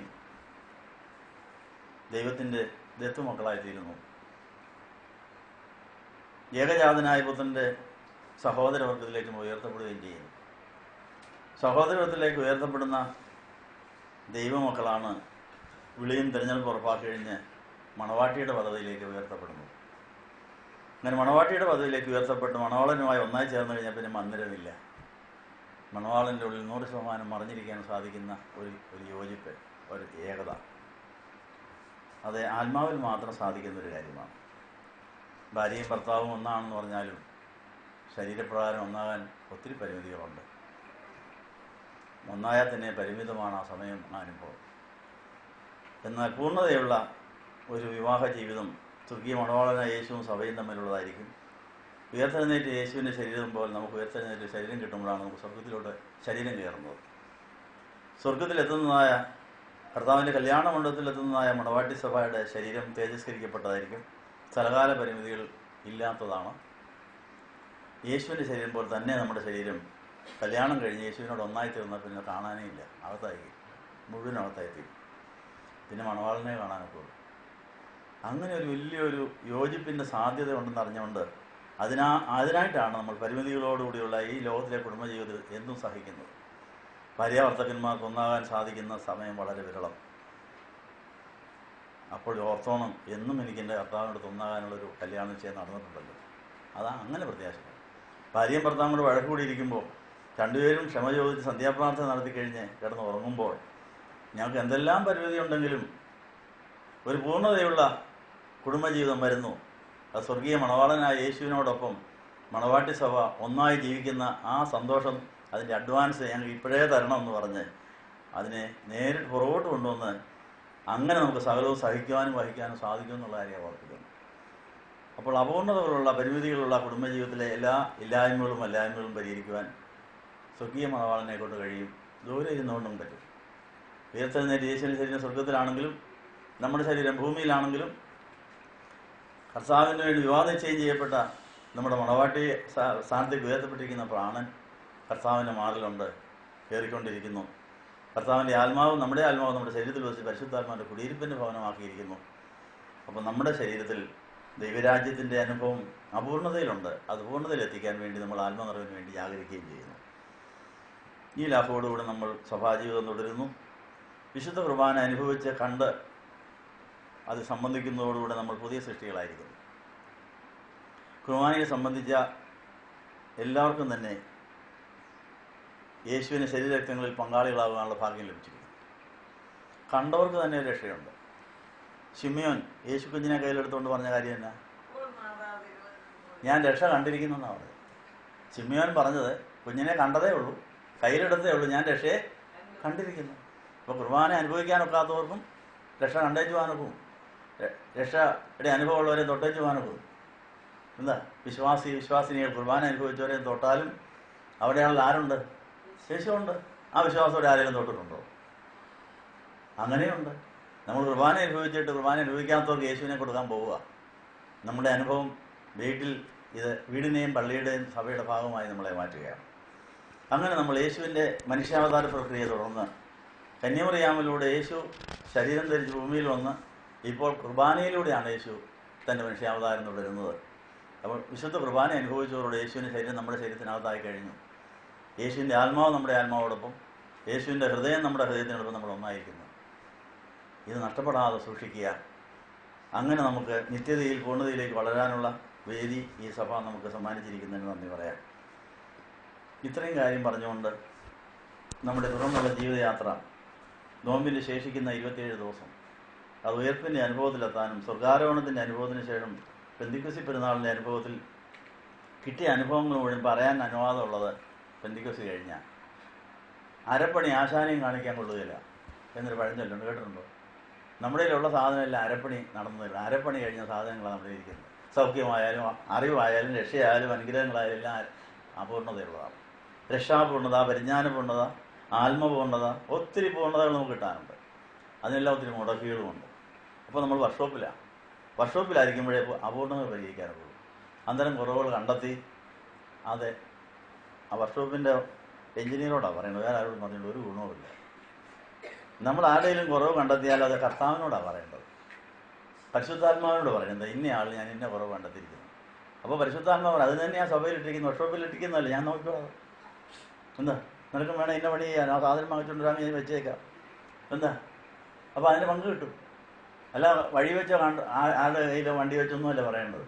പറഞ്ഞത് വല്ല ഗുണമുണ്ടോ? ദോഷം വരാമെന്ന് മാത്രമേ ഉള്ളൂ. അപ്പോൾ ആരുടെയെങ്കിലും കുറവ് കണ്ടെത്തെങ്കിൽ കർത്താവെ ആ കുറവ് പരിഹരിക്കാനുള്ള ഒരു ഭാഗ്യം എനിക്കൂടെ കിട്ടിയിരിക്കുന്നു പറഞ്ഞാൽ അവർക്ക് ഉപവസിക്കണം, പ്രാർത്ഥിക്കണം, കർത്താവിനോട് പറയണം. ഒരാശുപത്രിക്കാർക്ക് ജോലി കിട്ടുന്ന എപ്പോഴാണ്? OP വരുന്ന രോഗിയാണ്. ഡോക്ടർ പരിശോധിച്ച് പറഞ്ഞത് ചെറിയ രോഗമൊന്നുമില്ല, ഒരു ഓപ്പറേഷൻ വേണ്ടി വരും കേട്ടോ, ഒരു ട്യൂമർ അടുത്ത് തുടങ്ങിയിട്ടുണ്ട്, അപ്പോൾ വേദനയൊന്നും ഇല്ലായിരിക്കും, ഒന്ന് സ്കാൻ ചെയ്ത് നോക്കട്ടെ. ഓക്കെ. അതപ്പോൾ ട്യൂമർ തുടങ്ങിയിരിക്കുക, വേദനയില്ല, അതുകൊണ്ട് അഡ്മിറ്റ് ആകും, ചെക്കപ്പൊക്കെ നടത്തട്ടെ. അപ്പോൾ അതെല്ലാം ഓരോ അംഗീകരിച്ച് ആശുപത്രിക്കാർ രോഗം കണ്ടുപിടിച്ചുകൊണ്ട് അവർക്ക് ജോലി കിട്ടി. എന്താ? രോഗി അഡ്മിറ്റ് ചെയ്യാനും ഓപ്പറേഷൻ ചെയ്യാനും അതിന് കൂലി വാങ്ങിക്കാനും നഴ്സുമാർക്കും ഡോക്ടർമാർക്കും ജീവിക്കാൻ വഴി ഉണ്ടായില്ലേ? എന്നാൽ വഴി വെച്ച് ഇന്ന രോഗം ഉണ്ടെന്ന് പറഞ്ഞാൽ വല്ല ഗുണമുണ്ടോ? കാണുന്നവരെ എല്ലാം പിടിച്ച് നിർത്തി നീ രോഗിയാണ് ഞങ്ങളുടെ ആശുപത്രിയിലോട്ട് പോകാന്ന് പറഞ്ഞാൽ വലിയ സമ്മതിക്കോ? അതുമില്ല. അപ്പോൾ അത് പരുവത്തിന് ഇതൊക്കെ അറിയിക്കുകയും പറയുകയോ ചെയ്താൽ നമുക്ക് കൂട്ടുവേല കിട്ടുമെന്നാണ് പറഞ്ഞതിൻ്റെ അർത്ഥം. അപ്പോൾ ആർക്കെങ്കിലും എന്തെങ്കിലും കുറവുണ്ടെന്ന് അറിഞ്ഞാൽ അത് ആരോട് പറയണം? കർത്താവിനോട് മാത്രം പറയുക. അപ്പോൾ കർത്താവ് പറയാം നീ അത് കണ്ടുപിടിച്ചല്ലേ, അത് പരിഹരിക്കുന്ന വഴി നിനക്കൂടെ ഞാൻ തരാം, നമുക്കൊന്ന് ചാപ്പണി ചെയ്യാം, ഇപ്പോൾ ജോലിയും കിട്ടും. ഓക്കെ. അപ്പോൾ ലാബറട്ടറിക്കാർ ജീവിക്കുന്ന അങ്ങനെ രോഗിയുടെ മലവും മൂത്രവും രക്തവും പരിശോധിച്ച് റിസൾട്ട് കൊടുത്ത് അവർ കഴിയുന്നത് അല്ല. എന്നാൽ വഴിയെ പോകുന്നവരെല്ലാം മലവും മൂത്രവും എടുത്ത് അയ്യോ നാർന്നേന്ന് പറഞ്ഞാൽ വല്ല ഗുണമുണ്ടോ? അതായാലും ചെയ്യുന്ന പണിയാണോ? അത് പാത്തോളജിക്കൽ ലാബറട്ടറിക്കാരുടെ തന്നെ വരുന്ന ഈ സാധനം ഇതെല്ലാം തന്നെ കയ്യിൽ വരും. ലാബറട്ടറി കൂടെ നോക്കും. അത് നോക്കിയിട്ട് അത് കുറിച്ച് കൊടുത്താൽ അതിനൊക്കെ ചാർജാണ്. എന്താ അപ്പോൾ അതിന് കൃത്യസമയത്ത് ഈ കഴിവൊക്കെ നമ്മൾ പ്രയോഗിച്ചാൽ നമുക്ക് അനേകരെ സഹായിക്കാനൊക്കെ എന്നാണ് പറഞ്ഞതിൻ്റെ അർത്ഥം. ഇതൊക്കെ പരിശുദ്ധാത്മാവ് ചെയ്യേണ്ട കാര്യമാണ്. ആ സമയത്ത് അസ്ഥാനത്തൊക്കെ കൊട്ടി ഒഴിച്ചാൽ മാനം കെടുത്താവുന്നല്ലാതെ ഉള്ള കൃപ പോകാവുന്നല്ല വല്ല ഗുണമുണ്ടോ? ഒരു ഗുണവുമില്ല. അതുകൊണ്ട് പരിശുദ്ധാത്മാവിൽ ഉചിതമായും ചന്തമായും ഈ നമ്മളെ സഭയാകുന്ന ആ ശരീരം പൂർണ്ണതയിലേക്ക് വളർന്നുകൊണ്ടിരിക്കുന്നു. കുറവുകൾ പരിഹരിക്കുന്ന വർക്ക്ഷോപ്പിലാണ്, കുറവുകൾ പരിഹരിക്കുന്ന ആശുപത്രിയിലാണ്. ഇതെല്ലാം പ്രോപ്പർ ചാനലിൽ കൂടെ ചെയ്യുകയാണെങ്കിൽ എല്ലാം അനുഗ്രഹകരമായി ജന്മസാവലിന് ഉടയാൻ സാധിക്കുന്നുള്ളവർ ഉറപ്പിച്ചിരിക്കുന്നു. അതുകൊണ്ട് ഇന്നത്തെ ധ്യാനം ഇവിടെ സമാഹരിച്ചിരിക്കുകയാണ്. കിട്ടിയതായ അനുഗ്രഹങ്ങൾ പൂർണ്ണതയിലേക്ക് വളരുവാൻ, കർത്താവിനോട് മൗനമായിരിക്കാൻ, കുരിശിൻ്റെ ചുവട്ട് നിൽക്കുവാൻ. ഇവിടെ ഇന്ന് കുരിശ് ഉയർത്തുന്നില്ല. കുരിശ് ആവശ്യത്തിനിടയിലില്ലേ? കഴുത്തലെണ്ണമുണ്ട് ഇല്ലേ? വീട്ടിലുണ്ട്, വീട്ടിലുള്ളവരുണ്ട്. അപ്പോൾ കുരിശ് ധാരാളം ഉണ്ടെങ്കിൽ ഒരു കുരിശും കൂടെ ഇവിടെ ഉയർത്തുന്നില്ല. നിങ്ങളുടെ ഹൃദയത്തിൻ്റെ നടുവിലുള്ള കുരിശിനെ ഒന്ന് പൊക്കി വെച്ചേക്കാം. എന്താ? അപ്പോൾ കുരിശില്ലാത്തവരാരുമില്ല. ഇല്ലെങ്കിൽ കുരിശ് തരാൻ പറ്റിയ ആളിനെ കർത്താവ് കൊണ്ട് തന്നോളും. അതിൽ എവിടെയെങ്കിലും നന്ദി പറയുക. കുരിശിനെ നോക്കിക്കൊണ്ട് ഉയർപ്പിലേക്ക് നയിക്കുക. അങ്ങനെ മറുമലയിൽ പോലും കർത്താവ് കുരിശിനെ നോക്കി അത് ഒലിവ് മലയിലൂടെ പെന്തിക്കോസ്തിന്റെ അനുഭവത്തിലേക്ക് അനേകരെ നയിക്കുകയായിരുന്നു. അപ്പോൾ നമുക്കുണ്ടാകുന്ന എല്ലാ അനുഭവങ്ങളും കുരിശിലേക്ക് നോക്കാനും ഉയർപ്പിലേക്ക് എത്താനും സ്വർഗാരോഹണം ചെയ്യാനും പെന്തിക്കോസ്തിയുടെ അനുഭവത്തിനാണെന്ന് അവർ ഓർപ്പിച്ചുകൊണ്ട് ധ്യാനം സമാഹരിക്കുന്നു. നമുക്ക് പ്രാർത്ഥിക്കാം. ഞങ്ങളെ സ്നേഹിക്കുന്ന ദൈവമേ, നല്ല അവസരത്തിനായി നന്ദി പറയുന്നു. കഴിഞ്ഞ കാല ജീവിതത്തിൽ ഞങ്ങളുടെ പഞ്ചേന്ദ്രിയങ്ങൾക്ക് തന്നതായ കഴിവുകൾ ഞങ്ങൾ ദുർവിനിയോഗം ചെയ്ത് ഞങ്ങൾ ക്ഷമിക്കണം. അതൊക്കെ നിന്നെ കാണാനും നിൻ്റെ ആയുധങ്ങളായി ഉപയോഗിക്കാനാണെന്നതായി ഞങ്ങൾ മറന്നിട്ട് ഇന്ന് ഞങ്ങൾ കേട്ടതുപോലെ കാത് തുറന്നെങ്കിലും നാവ് സംസാരിക്കാൻ പറ്റിയതായിട്ട് ഒരാൾ കിട്ടിയെങ്കിലും അതിനെ അനുസരണക്കേട് കാണിച്ചുകൊണ്ട് കൊട്ടി ഘോഷിച്ചുക. അനുസരണക്കേട് കാണിച്ചത് വലിയ ശാപവും പാപവും ബന്ധനവുമായി ന്യായവിധിക്കത് ഇടയായതുപോലെ ഞങ്ങളുടെ പഞ്ചേന്ദ്രിയങ്ങൾ, ആന്തരികവും ബാഹ്യവുമായ പഞ്ചേന്ദ്രിയങ്ങൾ അസമയത്ത് അസ്ഥാനത്ത് അയോഗ്യമായി ഞങ്ങൾ കൈകാര്യം ചെയ്തതിൻ്റെ ശാപവും അശുദ്ധികളും ഇനിയും കിടപ്പുണ്ട്. അത് തീരാൻ വേണ്ടി ഞങ്ങൾ നോമ്പിന് ശേഷിക്കുന്ന ദിവസങ്ങളിലും 10 പ്രാവശ്യം കുരിയിലായുസം ചൊല്ലി കനാന്യ സ്ത്രീയുടെ അതേ പ്രാർത്ഥന ഞങ്ങൾ ആവർത്തിക്കും. കർത്താവെ, ഞങ്ങളുടെ കണ്ണും കാതും, ഞങ്ങളുടെ ദർശനേന്ദ്രിയങ്ങൾ, ഞങ്ങളുടെ അറിയാനുള്ള പഞ്ചേന്ദ്രിയങ്ങൾ ഞങ്ങൾ ദുർനിയമം ചെയ്തവരാണ്. അതിന് പാവവും ശാപവും തീരുവാൻ ഞങ്ങൾ കനാന്യ സ്ത്രീയെ പോലെ കരുണയാചിച്ചുകൊണ്ട് കുരിയിലായുസം ചൊല്ലി കുമ്പിട്ട് ആരാധിക്കുമ്പോൾ ഞങ്ങൾക്ക് അനാന്യ സ്ത്രീക്ക് കരുണ ലഭിച്ച പോലെ ഞങ്ങൾക്ക് കരുണ ലഭിച്ച് സൗഖ്യം പ്രാപിച്ച് കിട്ടുന്ന സൗഖ്യം കുരിശിൻ്റെ ചുവട്ട് നിൽക്കുവാനും ഉയർപ്പിലെത്തുവാനും സ്വർഗാരോഹണത്തിൻ്റെ ആ സാക്ഷികളാകാനൊക്കെ ഇടയാക്കണമെന്ന് ഞങ്ങൾ യാചിക്കുന്നു. എന്ന് എല്ലാവരെയും അനുഗ്രഹിക്കണമേ. യേശുവിന്റെ നാമത്തിൽ യാചിക്കുന്നത് പിതാവിനും പുത്രനും പരിശുദ്ധാത്മാവിനും സ്തുതി ചെയ്യുവാനായിട്ട് തന്നെ.